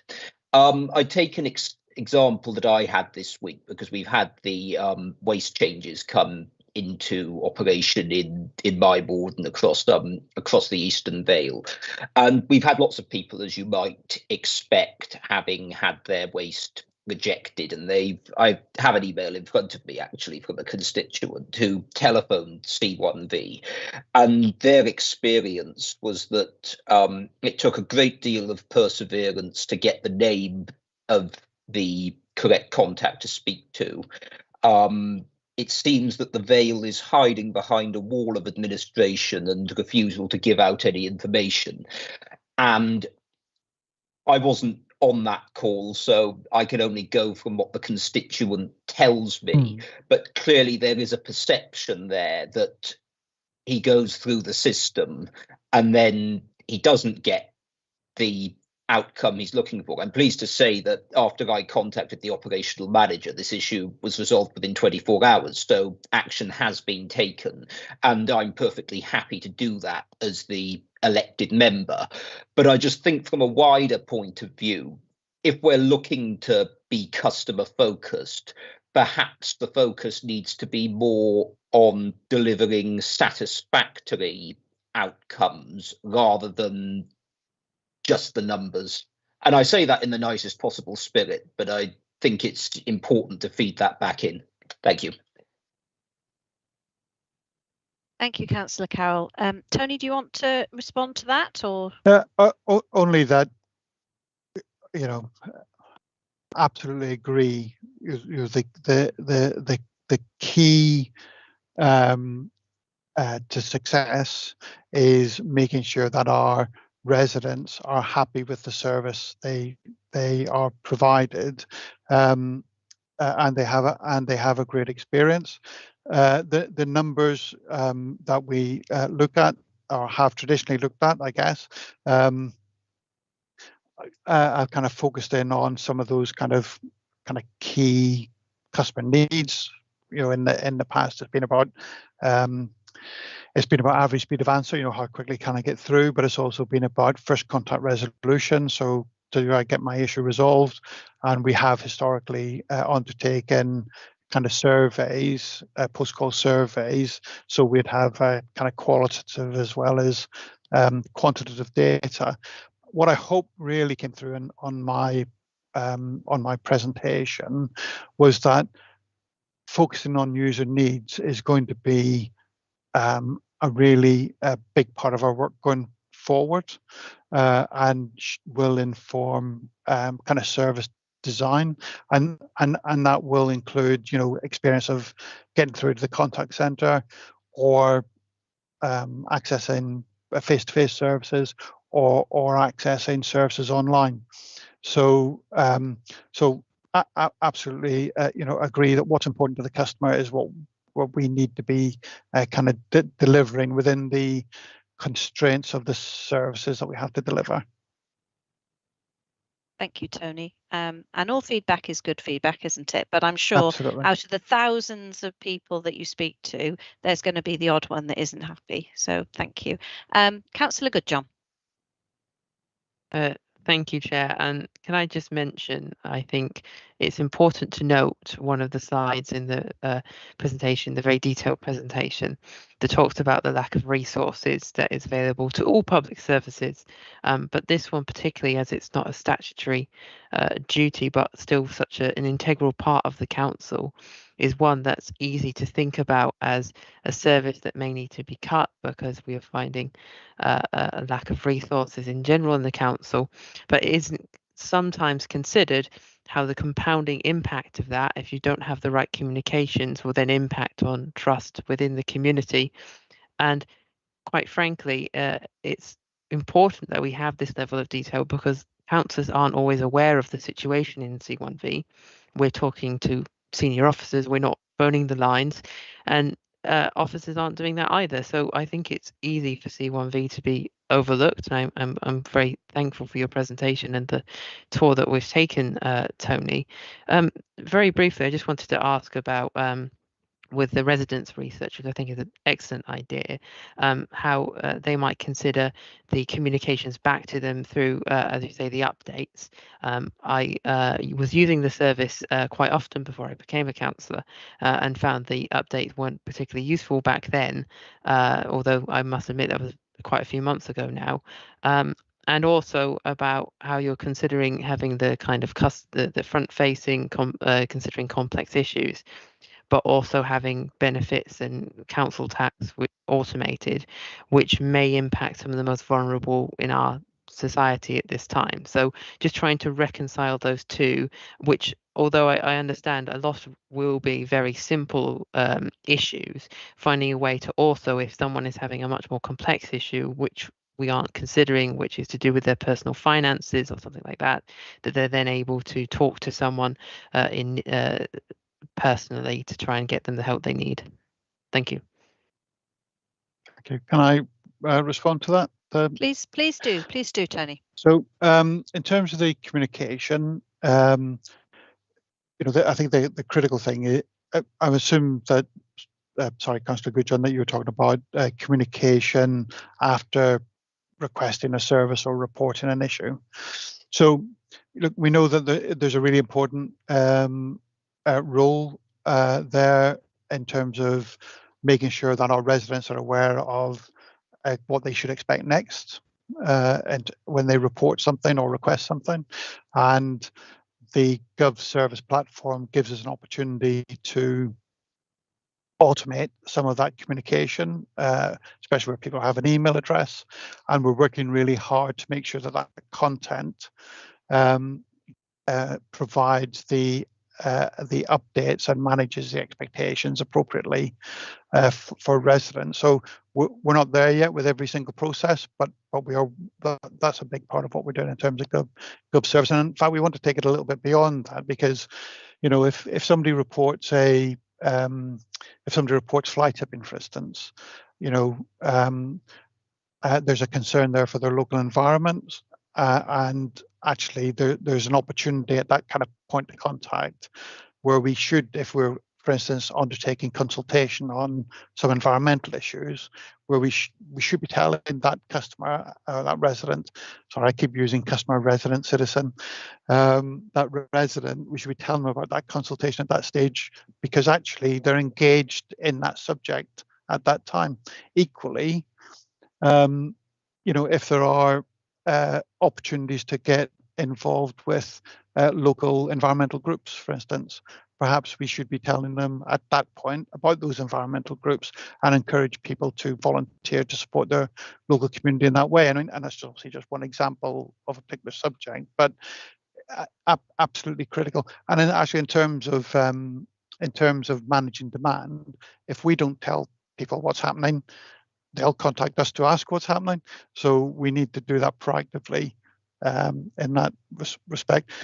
Then in terms of the automated telephone service, how it will work is that once we've identified what you're calling about, we can offer the opportunity to text you a link to be able to do it online. But if you don't want to do that, you can still get through to speak to a human to deal with your inquiry. So we won't be, the kind of automated opportunity will be there, but we won't be kind of restricting access in terms of getting through to speak to an individual. That's fascinating. Thank you. Very helpful. Thank you. Councillor Haynes, would you like to ask a question of Tony? Thank you, Chair. It's more a more comment than question, really. Thank you for the report as well. And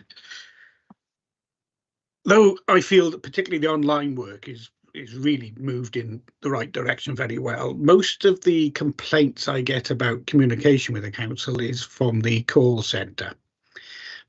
People generally feel it's too long to get on, and in fact, One resident said a couple of weeks ago to me, I always use the Welsh option, even though I'm not a Welsh speaker, because you get through quicker, which is quite smart. But yeah, so I just think that there needs to be a bit more done on the call centre. So it's just a comment to you now. And one other thing, you might it's a spelling mistake. Sorry, on page 24, under well-being, the organisation doing the first responders for you is St John Ambulance. There's no S. Okay. Well, when I volunteered with them, they used to get really annoyed about that. So yeah, just before it gets published, you might want to remove the S. Well, thank you for picking that up, and I will definitely remove the S because I don't want to upset our colleagues in St John Ambulance. In terms of the contact centre, actually we had 2 visits from councillors this week.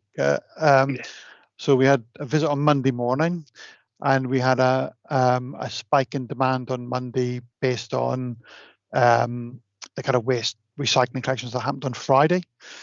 And when our councillors were here, the average wait time in the contact centre was almost 10 minutes. Right. And that's based on the spike in demand, but a flat resource. Today, this morning, we had councillors visit, and actually the kind of waste changes in terms of demand seems to be smoothing out. Much lower demand, same resources, average speed of answer 42 seconds. So that's the kind of battle that we're kind of trying to fight. But absolutely, if we provide a fantastic online service and maximize the use of those services and give a great experience, then that will free up our kind of staff in the contact centre, one, to reduce average speed of answer, which is a great thing, but secondly then to kind of really focus on those kind of complex issues where their kind of knowledge and ability to manage those calls will add the most benefit and the most value for our residents. And that's something I know we're going to be working on, and happy to kind of come back and kind of provide a progress update later in the year on that. Thank you. Yeah, that would be great, Tony. And we know that this is a work in progress. You've been quite honest, and you would want there to be no, or at least the lowest waiting times possible, as we all would. Councillor Johnson. Thank you, Chair. Thank you, Tony, for the presentation. I was quite amused by Councillor Haynes's comment regarding St John and St John's Ambulance. I have the same issue with King and King's Square in Barry. Every time I see the apostrophe S on there, I die a little bit inside. Just with regards to Monday, I think it was very nice to. I was one of the councillors who was able to take advantage of the opportunity to visit C1V on Monday, to meet with staff to talk about the various responsibilities and catch up with a few friends who were on the phones there very, very quickly. It was good to have the introduction from yourself, myself, Councillor Goodjohn, Councillor Franks were there. I think we went into a lot of detail about the range of services. I know this is something that actually we've waited quite a long time for, because I think it's probably pre-pandemic that it was first mooted that we should go along as a committee to see what goes on at C1V, and part of the reason for that was that frequently this committee, I think, would upbraid you in meetings, Tony, regarding things like call response times, because those metrics were being presented to us in what was perhaps a slightly unfair manner. And I think getting the wider context on the work that C1V does and the breadth of work that C1V does, so going from, on the one hand, that immediate customer response that perhaps we've seen this week with the waste recycling changes in the Eastern Vale, to the wider scale of the work that goes on in social services, with telecare, with wellbeing officers, etc. I thought that was very useful. It's actually kind of occurred to me, because I mean, obviously this was an offer to members of this committee and obviously got this presentation, but perhaps there's an opportunity there in future for either that to be part of councillors' induction, or for a presentation of this nature to be open to all councillors, because as as ward councillors, we're all dealing with lots of these queries. I think very quickly the importance is customer satisfaction, and the importance is where possible that that first contact satisfaction as well. And so I think what's important for us, and I'm sure other senior officers here will be interested in sort of determining what the right metrics are for the council, and understanding what success looks like for C1V. It's very complex. You talked about the demand management and the variation from week to week, and and what you can do with a flat set of resources or a shrinking set of resources at certain times of year. And I think it would a follow up to this presentation, I think, would be sort of helpful for us in understanding not just what changes are made in services, but how we should understand, how we should interpret the data to decide what success looks like. Obviously, there are some areas of the services where you can have very high resolution rates, at first contact. Others where it'll be a lot lower. Understanding, sort of not just the peaks and troughs, and understanding, those successes, I think is very important for us as councillors. I think particularly, there's a focus on how long people wait. We need to understand how many people actually bring off and don't wait until they get a response. What can be done to prevent that? But I think my experience as a customer, both with C1V, where I tend to use the Welsh anyway, but also with other organisations, is that if my problem is resolved, then I don't mind waiting. If I wait a long time and then my problem isn't resolved and gets bounced back to me, or I get a vague response, then naturally I feel very frustrated with the organisation. And I think that's what we need to capture and obviously prevent, because I think the important point is understanding that we are an organisation with a turnover of around £500 million, £500 million, and yet we've got fundamentally 25 to 40 staff who are our front line, and those 25 to 40 people are for many people the council, because I don't know quite what the breakdown of that 130,000 inbound calls is. It's on the sheet earlier, but that's on average one per resident of the Vale of Glamorgan being dealt with by our call centre. So those people, that's people's experience of the council. And if I've queried how people's experience of the council in general, and if that isn't a good experience, they're not going to have a good feeling towards the council in general. I do have some very quick further comments, Chair, just briefly regarding recruitment of bilingual representatives. Obviously, we do have a Welsh medium primary secondary school in Barry. I always ask, what engagement is that like with particularly those leaving at age 16 or those in sixth form? Are there opportunities for part-time, if not full-time work for those people who might be interested? And just to note, a lot of the we talked about things being demand-led, so the calls coming in. A lot of the changes that you're making, particularly around user experience, I think we're going to be led by your own timetable in delivery, now that the service is up and operational. But you made a very quick reference to the implementation of the garden waste subscription service, which of course is a timetable that's been, I assume, set elsewhere within the council, that you have to have up and running in 2 months' time. So I just wondering, because you mentioned it but haven't really talked about any more detail in the presentation, just how that is going, and is that going to be up and running in time for collection services to begin the first week of July? So I think there's an awful lot in there, Chair, Tony, but hopefully that was useful for you. Thanks. Thank you, Councillor Johnson. Tony, would you want to respond on some of those?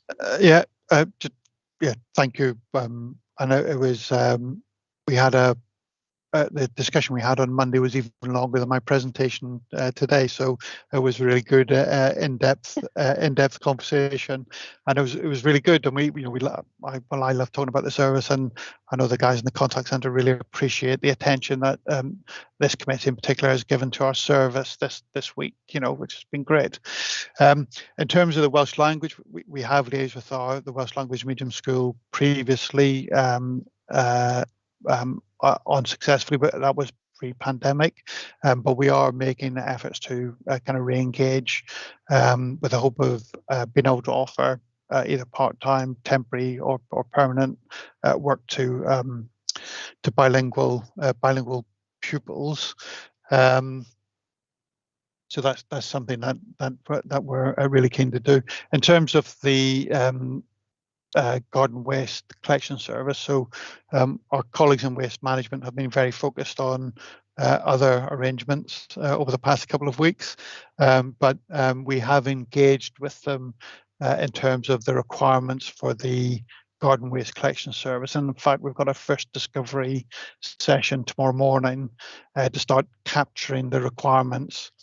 We'll feed that then into the development team, and they'll start prototyping that. We've already created the integration with the capital payment system, with the GovService platform, where we think that kind of development will happen quite quickly. And then once we've got that prototype up and running, it's about engaging staff groups and ideally residents and doing some testing for us.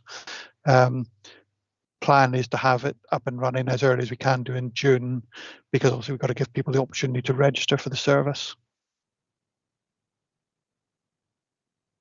That's great. Thank you, Tony. Councillor Hanks, would you like to ask a question? Thank you, Chair. It was just really, I wanted to say thank you to Tony for the time he spent with taking us round this morning. I thought it was really interesting, very informative, and it was a calm and positive atmosphere in the building as well. So thank you very much. Our pleasure. Thank you, Councillor Hanks.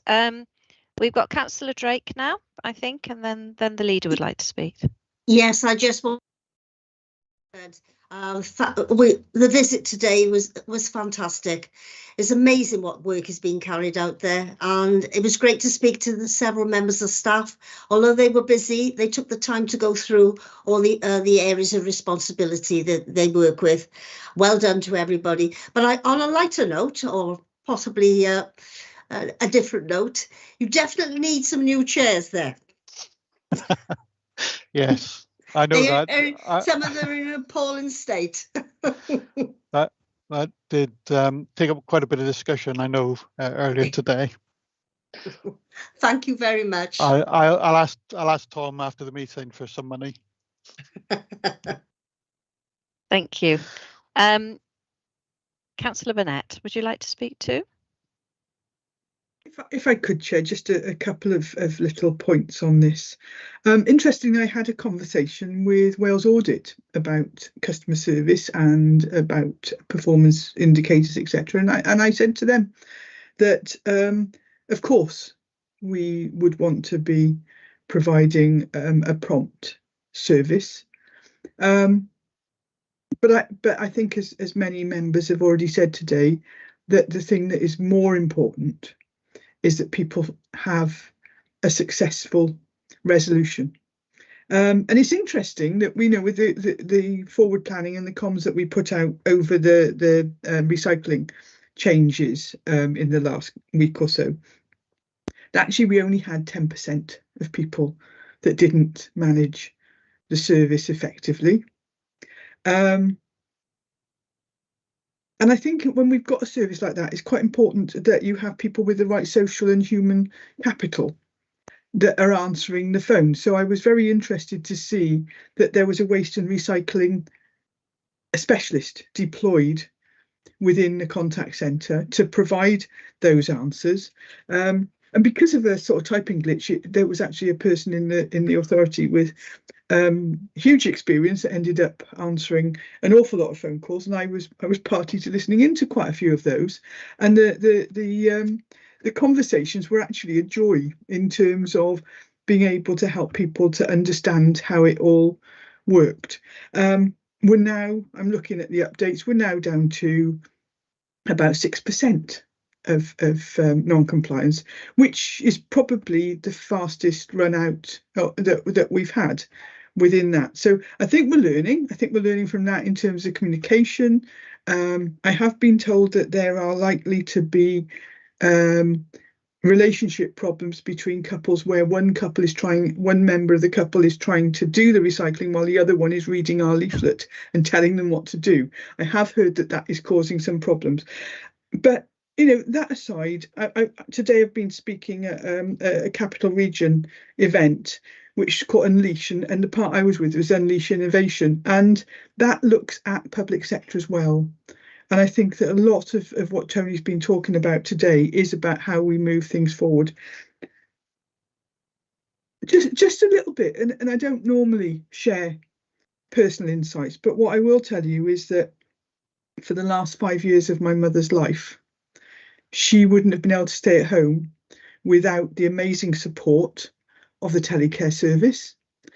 People who are so pleasant when they phone you at 3:30 in the morning to tell you that, the alarm's gone off and you need to do a call.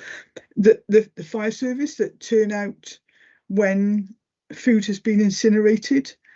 All those sorts of things. These people, when the falls monitor gets lost between the bedroom and the bathroom, who knows where it went?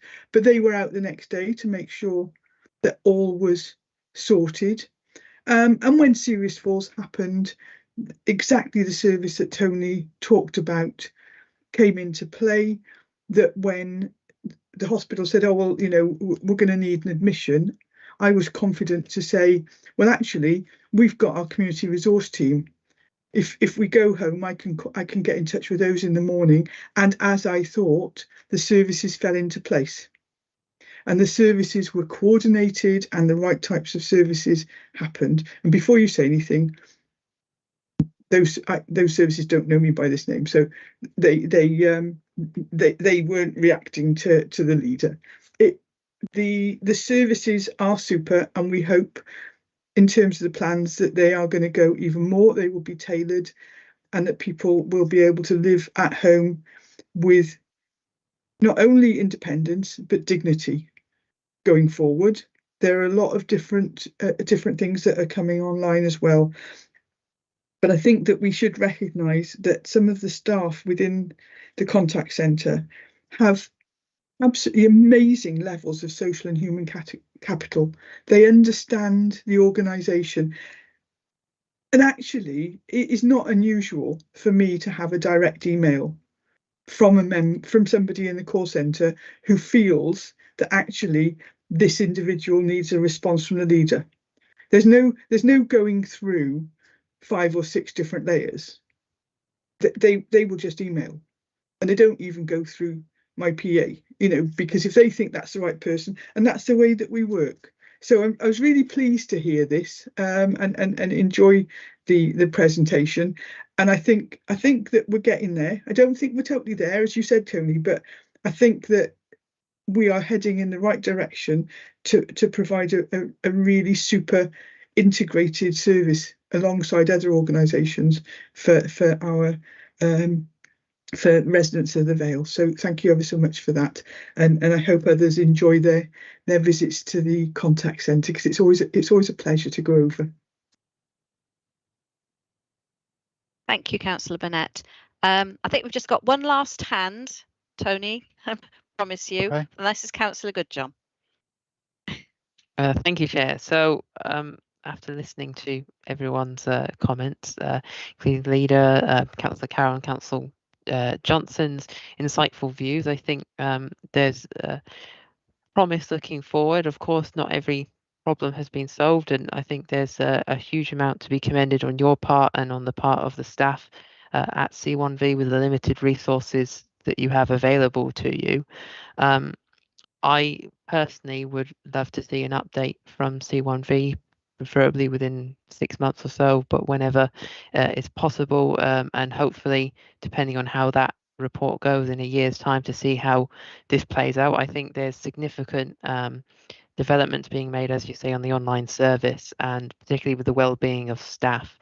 I think, as you said, the C1V being in the same location since 2008 has caused problems, but I think there's a huge amount being done about it as our visits. I'm sure, Councillor Drake commented about the chairs for one thing.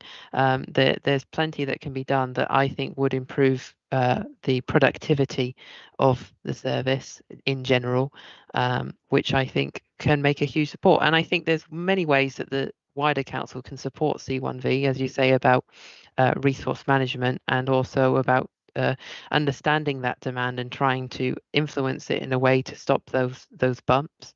So I would personally recommend that we try and formalise the kind of the reporting to the wider council, including us as councillors, as to when we are told that C1V is having a large amount of demand, and that we're informed of that, and we're able to take demand away from you if needed be, and the rest of the service as well is able to take demand away, so you're not having that quite as huge amount of wait time, particularly because that will impact on other parts of the service that isn't, for example, waste as it is now, and many of those, as you say, are very simple things, and we can direct them to online services or through us directly as well if it's something more complex. The other thing I'd say, as part of the next report, I'd love to see a bit more of how the new manager, if that's in place by then, and how the customer service research is coming along and how that's going, along with any work towards potential move of workplace as well. That would be fantastic to see, and anything else you can see, anything else you do regarding productivity of the workforce, whether that be incentives or working hours or how you work or anything like that, would be fantastic to include in that report. The final thing I'd recommend, actually, drawing on from what the leader said, and I have actually spoken to Tom regarding this, which would be very interesting, is if we can work towards the moving of creating, I think Tom put it as customer service champions throughout the council in different departments that volunteer a bit of their time whenever the service is in need, if there's a large change, particularly of high demand in that particular service, to come to C1V or to work from home and to support C1V in that department to try and even out those bumps in service time. It wouldn't have to be a huge number, but any work towards that I would love to see as part of that next report, because I think that is the kind of resource and collaboration we need throughout the council that could really improve the service, bring those down those wait times that Councillor Haynes mentioned, and also possibly even improve the bilingual nature of the service as well. As Councillor Johnson mentioned, if we have a high increase in Welsh schools, then bilingual staff can be brought in. So there's a level of collaboration that we can work towards in future. Thank you. Thanks very much, Councillor Goodjohn. Sorry, Tony, go on. So I was just going to say thank you very much for those comments, and more than happy to provide future reports. I think it's a great thing if we can make sure that the work of customer relations is communicated as widely as possible, and to get that kind of agreement in terms of what's important. So more than happy to do that. And I think you picked up on the kind of user research piece. That's going to be kind of critical going forward, because at the end of the day, we're here to provide services for our residents. They're the most important people. So we've got to make sure that those services deliver for them. And this is although I suppose the situation we're in is sorry, choosing my words, recognizing that we've talked about service transformation in the past as almost being a kind of a one-off event. Well, actually, because the pace of technology change, customer needs are changing, customer preferences are changing. Actually, that transformation piece is an ongoing job that we have to do. The idea that we can kind of make changes and then kind of sit on our laurels for a period of time and wait for the next big thing to happen, which forces change, actually, that's not the world that we're living in these days. We've got to be more kind of agile, I think, is the current buzzword, more agile than that, and make sure that we're continually looking to improve services so that they kind of meet the changing needs of the organisation and also our residents, and that's kind of what we're trying to build over the next few years. Thank you very much, Tony. Do we have any other hands? No? That's great. Well, I think most people who've been to see the centre have said how brilliant it was. I think within the recommendations, then it would be a good idea to offer these visits out, as I think you've already said that you would, to other members. Also, I think it would be good for us to have you back at the end of the year, Tony, if that's not too arduous. I think a number of councillors have said that an update from you in terms of your progress, and maybe using your data that you're gathering from all of your customer research to help you define what a good outcome looks like for your centre. Because we've had an awful lot of information today from you, and I think a progress update on where we are now to where you're going would be fantastic. And I think, yeah, if you can get your customer service experts, as you did with the waste, on board with other subject matters, I think that would really, really help. And one last recommendation, and I think a couple of them have said, get some money for chairs. I think new chairs is in order for your customer service people. That would be great. Well, we can definitely do that. Yeah. Thank you ever so much. Thank you. Brilliant. Can I have a hand to move then? I'll move, Chair. Thank you, Councillor Hamilton, and a seconder. Happy to second, Chair. Oh, thank you, Councillor Lovelock-Edwards.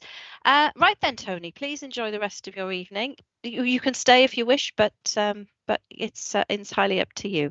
Thank you. Thank you very much. Thanks, everyone. Thank you. Right then, so agenda item 6. This is the people strategy and supporting documents. This went to Cabinet on the 27th of February 2023. And I think we have Tracy to take us through this. Thank you, Tracy. Yeah, thank you, Chair. Can everyone hear me okay? Yes, we can. Yeah, lovely. Okay. First, thank you, Chair, for allowing me the opportunity to come in and present this to this committee. So, as you say, this was presented to Cabinet on the 27th of February, and we've started a further period now of consultation in terms of the final drafting of the document, and hence we're bringing it to this group for discussion. I will reflect on what Councillor Haynes said earlier and attempt to keep this as short and as eloquent as possible, whilst pulling out some of the key points for you that allows you the opportunity to ask the questions of it. So the people strategy strongly aligns to our corporate plan, and the intention around it is to set the strategic direction and the strategic context, but also to support our staff to be the best that they can be in delivering the wellbeing objectives to the communities that we serve. So in essence, that's what the document is striving to achieve. We've split it into, following consultation during the drafting of the people strategy document, which also included bringing it to this group about a year ago. We've split the strategy into 3 key themes. So they're redesigning for responsiveness, striving for high performance, and driving employee experiences. And the more traditional elements of what you would see as HR or old school personnel fits into each of those key themes. So it looks at strategic workforce planning. It looks at how we're going to move forward with our digital agenda and innovation. It looks at talent and succession planning. It looks at aspects such as retention and recruitment that Tony touched upon quite significantly in the presentation that he's just given. So the document talks about the activity and the themes that we're looking to undertake as part of the strategy document moving forward. It also clearly aligns to supporting documents such as our equalities plan, and Project Zero, for instance. So you will see references during the document as to how we would look to support some of the key themes. So, for instance, around Project Zero, some of the activities we would be looking to do is look at our reward and benefit strategies and look at aspects such as cycle to work schemes, hybrid working, and EV car vehicles, for instance. So those are some of the themes that would ensure that Project Zero was kind of a golden thread that was running through the document as a whole. Then we've got the supporting documents. So the strategic implementation plan, in essence, is how we would look to deliver that people strategy, what the objectives are and how they would be split out into measurable outputs that people can hold us to account to and can question in terms of our delivery and our achievements of delivery around those aspects. And then we also took a couple of other supporting documents to the Cabinet on the 27th of February because they were ready in terms of being able to present them, and that included our hybrid working document that sets the tone for how we wish to work as a council moving forward. What I will say with that document, and just to be clear, is that the widest majority of our staff actually don't work in a hybrid way. They're front-facing staff members that work in our schools, in housing and environment, and within our care sector.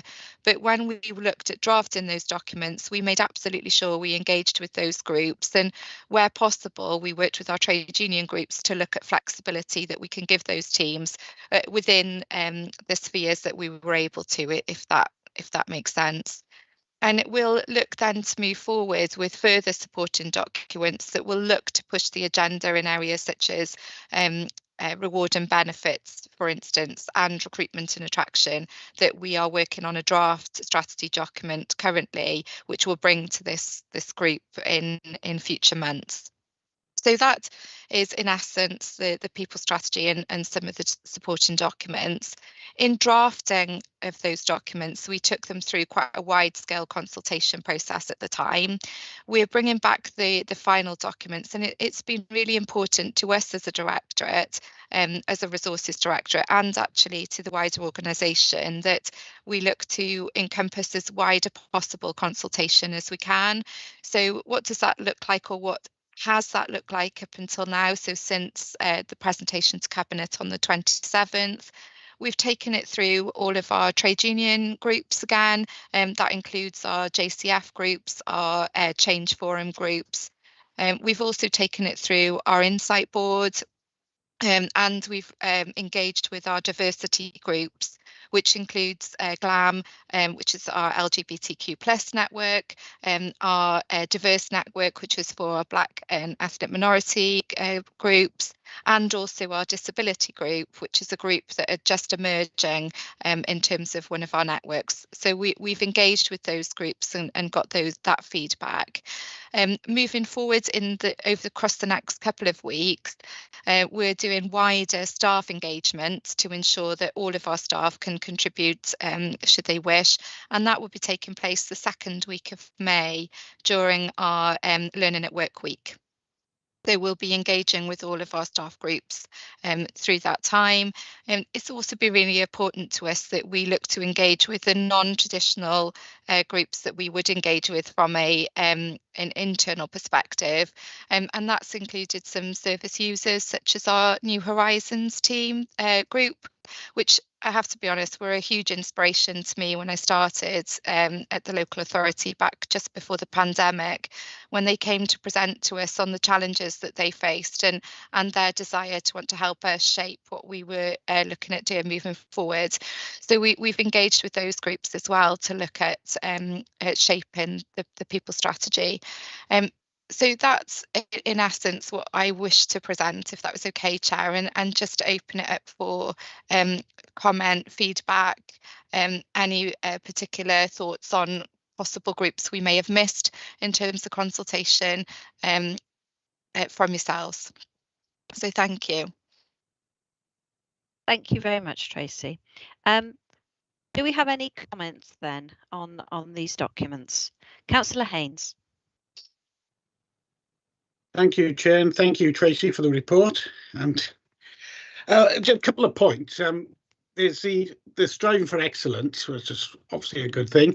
I just wondered how you're measuring the performance or increase or decrease of performance.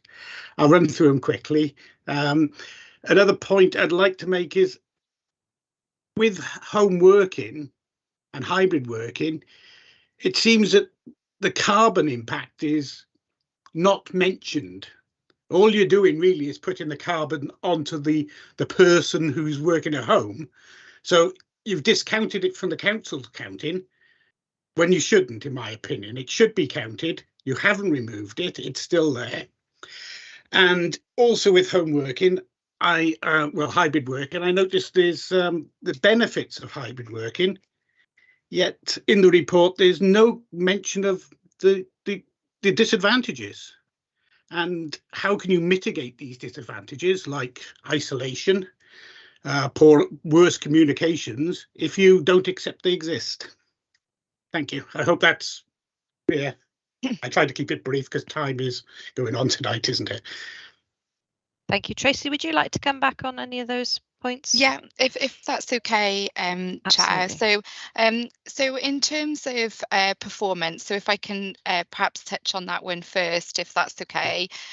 So from a performance perspective, we're looking at launching a new Chief Officer Performance Appraisal Scheme, which launched actually just this week. So we will be closely monitoring the performance of our Chief Officers, and we'll be doing that in a multitude of ways, which will include an increased frequency of touch points. So that will include aspects such as peer review and 360-degree review, and also looking at the attainment and achievement of historical objectives, and looking at objectives that we wish to achieve moving forward. So we've got some robust mechanisms to look at performance and attainment moving forward, and we will be looking to roll that out in terms of that new revised process for chief officers across all of our grades that don't include schools. So schools have got a different performance metrics, as you will be aware, and that they utilise that quite robustly from a school's perspective. Can I jump in quickly, if I may, to save you coming back? Are these agreed? Should we say, imagine it being spread out across the whole council. Will these objective and task-driven performance, which I take it the route we're going, are they going to be agreed in advance with the people individually, or are they going to be wider scoped, departmental? So a mix of both, Councillor Haynes. So they will both be individual objectives and department-based objectives, and we'll be using our annual delivery plan and our team plans. So they will all link in together. So you will have your individual objectives, your team plans, and your annual delivery plan that will all then align to the corporate plan. So should there be any concerns around individual performance, we would then be addressing that through our capability processes. So that would be how we would be looking to measure performance of our staff moving forward. I will just say that the wider rolling out utilising the same process has not been brought forward yet. That is something that we're looking to do in terms of aligning all of our measures of performance. So hopefully that answers your question around around performance. From a hybrid working perspective, I suppose you're right in the sense that it's very difficult to measure a carbon output and benefits to carbon, but the hybrid working document does acknowledge that it reduces commuting time, and also our office project that we've got underway does look at rationalising office space, which does give a saving overall in terms of carbon usage. It is something that we will continue to monitor, and I'm sure Tom will probably pick up that we would look to do that through our Project Zero group as well. So it's certainly not something that we've lost sight of. It's a really complex area, but it's certainly something that we do see some benefit in.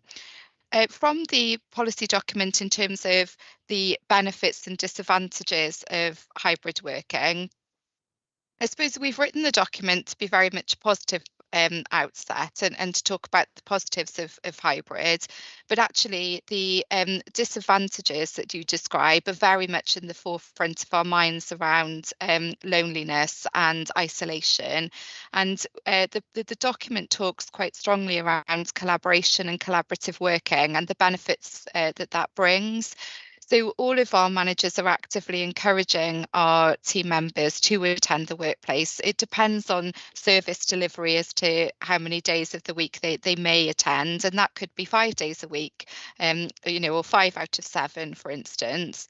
But we would be setting up our spaces moving forward to encourage collaboration and collaborative working.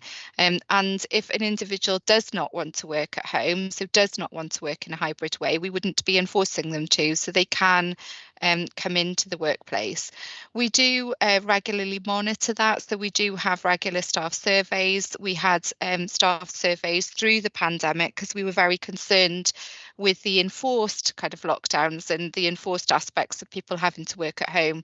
We were concerned by with employee well-being.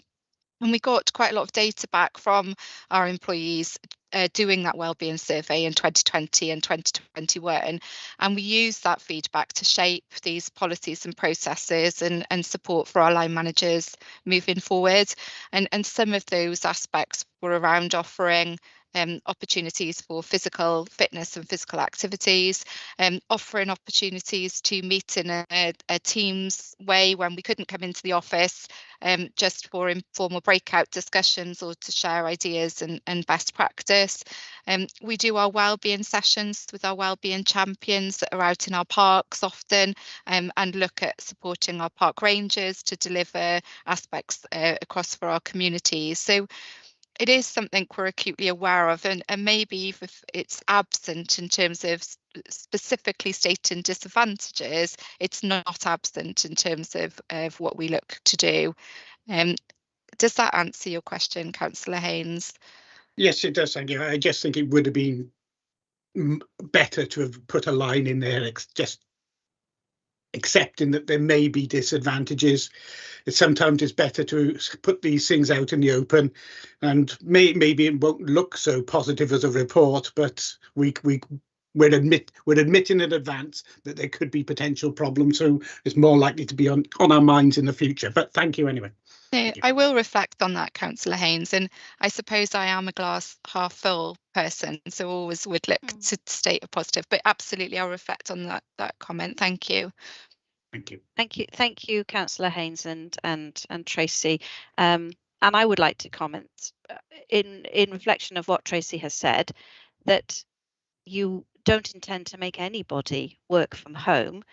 So that isolation would never really be something that you would need to report, because you're not going to force anyone to work remotely where they don't want to.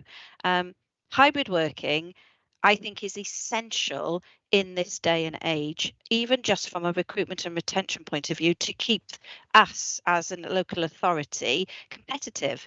And we can't go back to the 1950s on that score.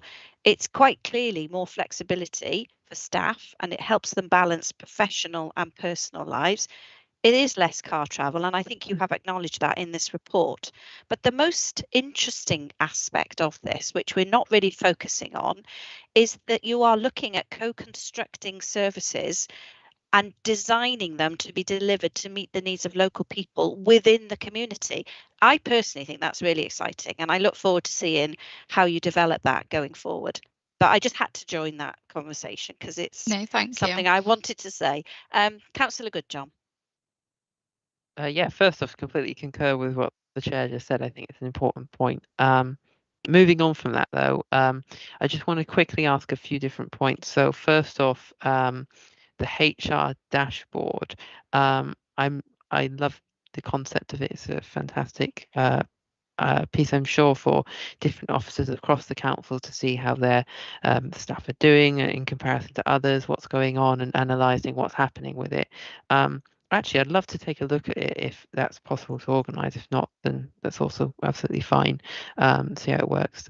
Second off, to do with the youth service and engaging with them and engaging with young people as a way to find what young people are interested in, and possibly using it as an opportunity to see what they're interested in, and maybe encouraging them to take up apprenticeships in the council in different areas. I think that's a very important thing to note. And actually, with the Youth Council, I know that Tom and the Project Zero team came in to discuss with the Youth Council regarding it, and having the youth council and the youth service as an integrated part of what the council does, not just as has been discussed, having those equalities groups, not just being a tick box exercise, but having an open and honest discussion with them can be a really important part of learning what is in the need for the future, with the workforce included, of what they want in the council as an employee in the future. Is that hybrid working? Is that flexible hours? The other thing is staff learning framework. I've noticed that when it comes to required learning, you've still got in development a few different modules, such which is to be taken by all staff eventually once it's done development, such as health and safety and fraud awareness. If I can have any kind of update on how that's coming along, that would be brilliant. I think that's everything. Thank you. Thank you, Councillor Goodjohn. Tracy, would you like to respond to some of those? Yeah, of questions? course, if that's okay. So in terms of the HR dashboard, Councillor Goodjohn, of course, there's the opportunity if you'd like to view it. We'd be more than happy to show you. Ideally, I'd like to progress it to be in real life time information that we can just draw on from our new Oracle Fusion system. We are in its infancy with that, so it still looks at the last month's worth of data, if that makes sense. So, but that's the project we're actively working on, and yes, we'd love to show you. So I'll ask one of my team to drop you a note if that's okay, and we can look to do that.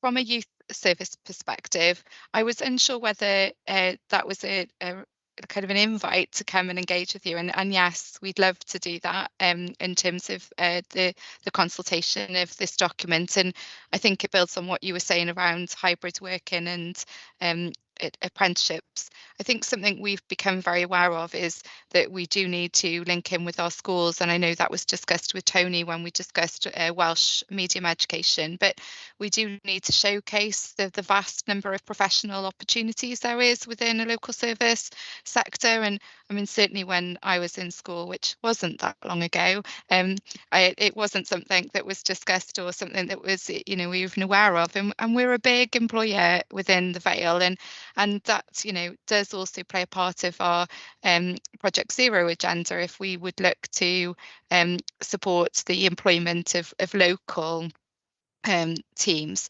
whilst acknowledging that hybrid working has its advantages to being able to pull people wider. We can't lose sight of the fact that actually we've got really good local schools, and we need to be tapping in to that resource. So I'd love to engage with the youth service and the youth group. That would be lovely, Ewan, if that's okay. Learning framework, we do touch upon health and safety and fraud awareness. The OD teams continually are looking to evolve our what used to be called mandatory offering. I didn't really like mandated learning. I prefer the term required learning. I don't know why, it might just be semantics, but we've recently launched a Welcome to the Vale induction programme, and there is a huge entire section on health and safety, which takes you through a number of different modules from a health and safety perspective, including the required learning, which is around fire safety and asbestos awareness. So that has been developed further, and we have also looked to develop our fraud awareness training. It's not quite in situ, but it's something that is nearly there. And so, but that offering on our iDev platform continues to develop, and is looking quite good actually at the moment. The team have done some great work on it. If I can quickly come back in, that's fantastic. And actually, it was both. It was both the kind of, without speaking for the youth service, I'm sure they would absolutely love to bring you in. There's some fantastic young people there, which I think opportunities need to be shown to them as well, if they're interested in that, and show what the council can provide as an employee, to try as an employer to show that we're a diverse network, and to try and keep young talent here to use the services that we have here, to have a local community instead of them heading off to bigger cities and then we import staff, to have local bred basically talent inside of our council, and also absolutely to have that conversation with the young people would be fantastic. I'm sure they'd love to have you. Thank you. Thank you, that's great. Do we have anybody else who'd like to ask Tracy any questions on the people strategy? No? That's brilliant. Thank you very much, Tracy. Thank you, I Chair. think then the recommendations then were to permit us to consider this draft people strategy and supporting documents as part of this 6-week consultation process. There's been that suggestion there that during this consultation process there is engagement with the youth service, which I think you've said, Tracy, that would be a really good opportunity. So if we can look at that. And I think that's probably about it. I don't think there's anything else. So if that can happen, and our comments in general, if they can go back to Cabinet, that would be great, Mark, as well. Thank you. Right, can we have a... Thank you very much. Can we have a hand to move, please? Thanks very much, Councillor Goodjohn. And can we have a seconder? I'll second it. Yep, thank you. Thank you. Thank you, Councillor Hanks. That's great. Okay then, so we're now going to move on to agenda item 7, which is the annual equality monitoring report. This is again from last year, 2021 to 2022. This went to Cabinet on the 16th of February 2023, and we've got Tom to take us through it. Thanks, Tom. Great, thank you very much indeed, Chair, and thank you for taking this reference. It also has made its way through the Learning and Culture Committee because equality is within their terms of reference, and they considered this report on the 9th of March as well. As you said, Chair, the report relates to the 2021-22 year. We're required to produce this report annually and to bring it through the political process as soon as practicable after the end of the financial year that it relates to. I've asked for colleagues to expedite this for the 2022-23 year for a couple of reasons. One, so that you get some more timely information as committee members, and secondly, really importantly, because in 2024 we're going to be required to update and refresh our strategic equality plan for the coming 4 years. So I'm hopeful that either in July or September your committee will be seeing the 22-23 year report. So as I said, the background to this is that the Equality Act places particular duties on local authorities, and one of those is the requirement to publish this annual report for the previous year. It's related to the Council Strategic Equality Plan, so it reflects certain information in terms of how we involve people. It gives information around how we've gone about collecting the information, any gaps in the information that has been collected, and importantly, a statement on how effective our steps have been in meeting our 10 objectives within the overall equality plan. It also provides some specific information around employment, including information around pay and training. And in addition to the information that we're required to set out within the annual report, we also provide a range of information in the kind of background to give some additional context for elected members and the public. So we talk about equality, anti-racism training, our procurement processes, which your committee saw the new procurement strategy recently, some information around the kind of networks that the council is a member of, as well as the work that we do internally in terms of our staff networks. And Tracy was just describing the work of some of those as part of the people strategy. It also talks about how we work out in the community, excuse me, so some mention of services such as the Integrated Autism Service, the work that we're doing with the 50+ Strategy Forum, as well as importantly putting this in the context of the Public Services Board Wellbeing Assessment, and I know your committee is well versed on the content of that. So the report sets out under each of the council's wellbeing strategic equality objectives, some of the progress that's been made, some of the barriers and some of the areas of future focus. It's structured around how we've involved, engaged and communicated with protected groups, the work that we've done to reduce the gender pay gap in the council and also around the ethnicity pay gap. Talks about a more inclusive work environment for staff to be supported to reach their potential, as well as supporting and developing elected members on equalities issues. And obviously, as a new cohort of members as part of the induction programme, you've all been part of that. Also talks about how we've taken steps to address attainment gaps for children and young people in our schools, as well as addressing hate crimes, violence against women, domestic abuse and sexual violence.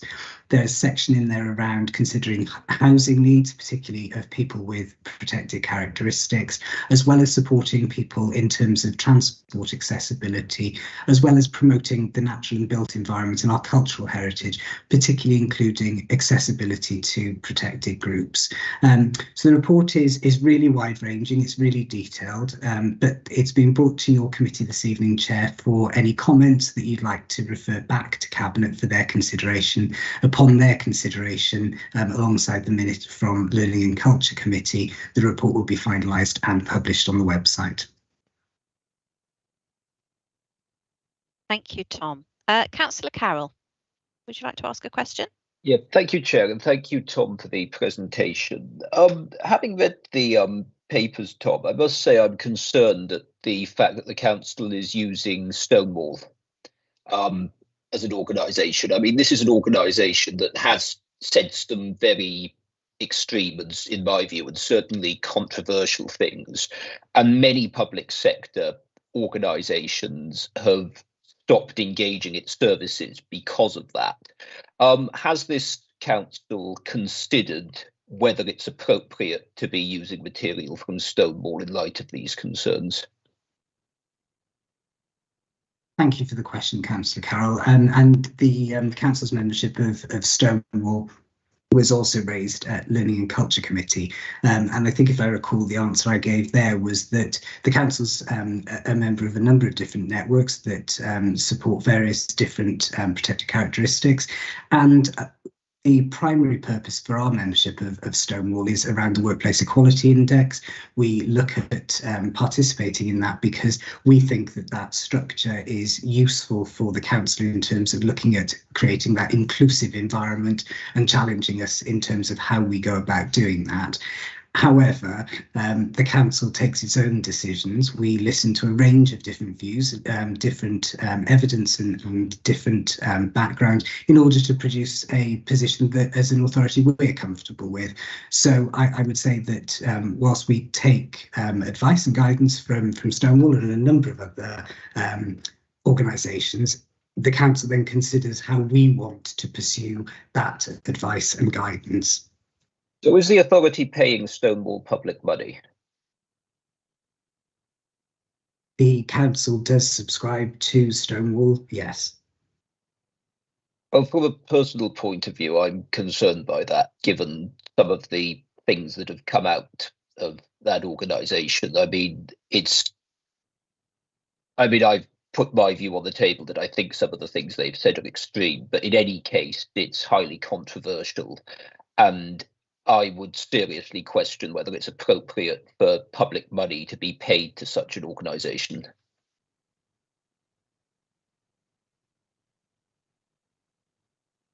Thank you, Councillor Carroll. I don't know, Tom, do you have any thing you want to add to your comments earlier?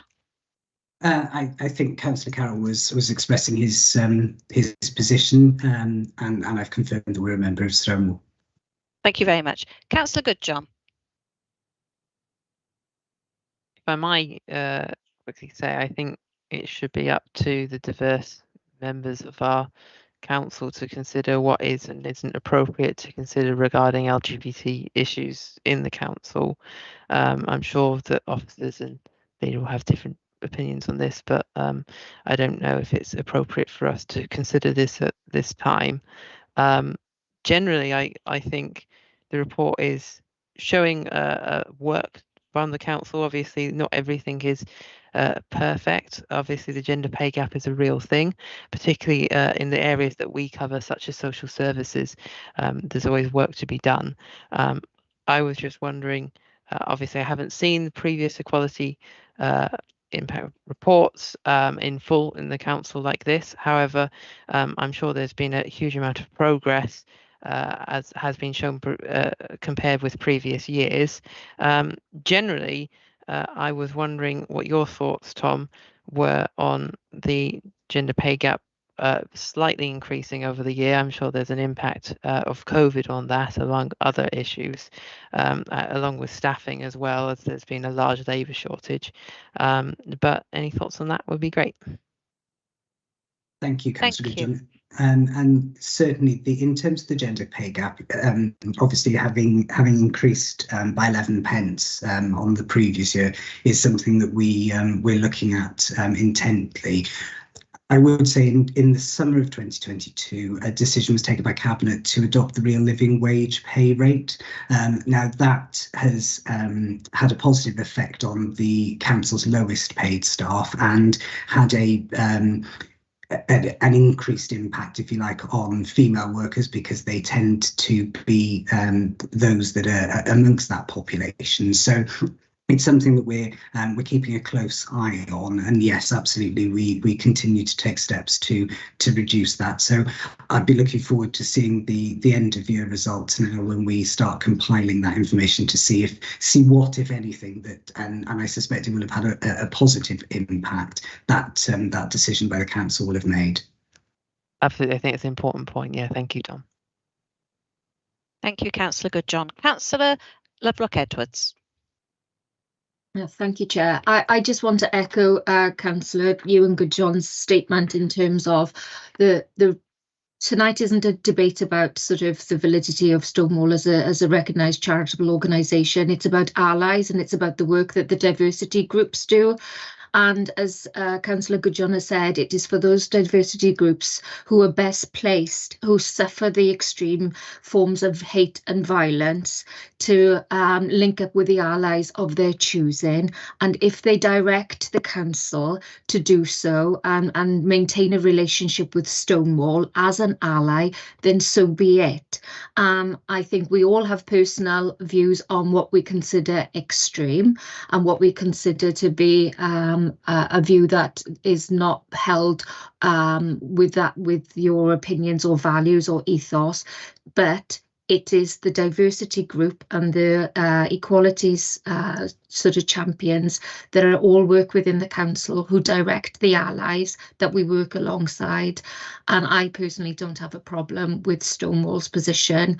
It still remains a sort of a fundamental organisation that's at the heart of challenging extremism and hate and injustice against the LGBTQ plus individuals who sadly still suffer and very much so rely on organisations like Stonewall to stand up and speak out for them. Thank you, Councillor Lovelock Edwards. Councillor Burnett, would you like to come in on this point? Thank you. Thank you, Chair. I just want to say, this is the second time this week that Councillor Carroll has talked about a group that we have chosen to work with and made allegations about them having unacceptable views. On Monday, it was the City of Sanctuary organisation. I would request that those specific allegations are put in writing to me so that I can provide a full response as to why they have been considered in full and our justification in working with organisations, because we feel quite strongly that we don't have the answers to everything, and we work with others, we collaborate with others, whether that be amongst local authority family or whether it be external organisations, to improve our understanding of the situations faced by others. So if I could have a letter with the full details of any allegations against organisations that we are currently working with, I would appreciate that. That would be really helpful. Thank you, Councillor Burnett. Do we have any other questions now for Tom on this equality monitoring report? Thank you. No? Okay. That's lovely. Thank you very much, Tom. So the recommendations were that we considered the report, which we have done. And now I think the comments aren't really to do with this report. So I'm just going to say that at this point, we will ask to move on this particular matter. Are you asking to move? Sorry, Joe, you're asking just for the report to be noted then, yes, as opposed please. to any comment there. Okay. Yes, I think so. I'll move them noted. Thank you, Tom. Thank you very much. Move the report. Thank you. So we had Councillor Drake to move and we had Councillor Hamilton to second. Thanks very much. Tom, thank you very much for that. Just want to say that. And I think then, so that's that agenda item. Agenda item 8 was any item which the chair has decided is urgent part 1, and we do not have any. Agenda item 9 is public press excluded. Any item that the chair has decided is urgent part 2, and we don't have any. So the only thing that remains for me to say is that the next meeting of this committee will be scheduled for Wednesday, the 24th of May at 2023. And thank you all so much for your participation tonight, and good night, and we'll see you soon. Thank you. Thank you, Chair. Good night, everybody.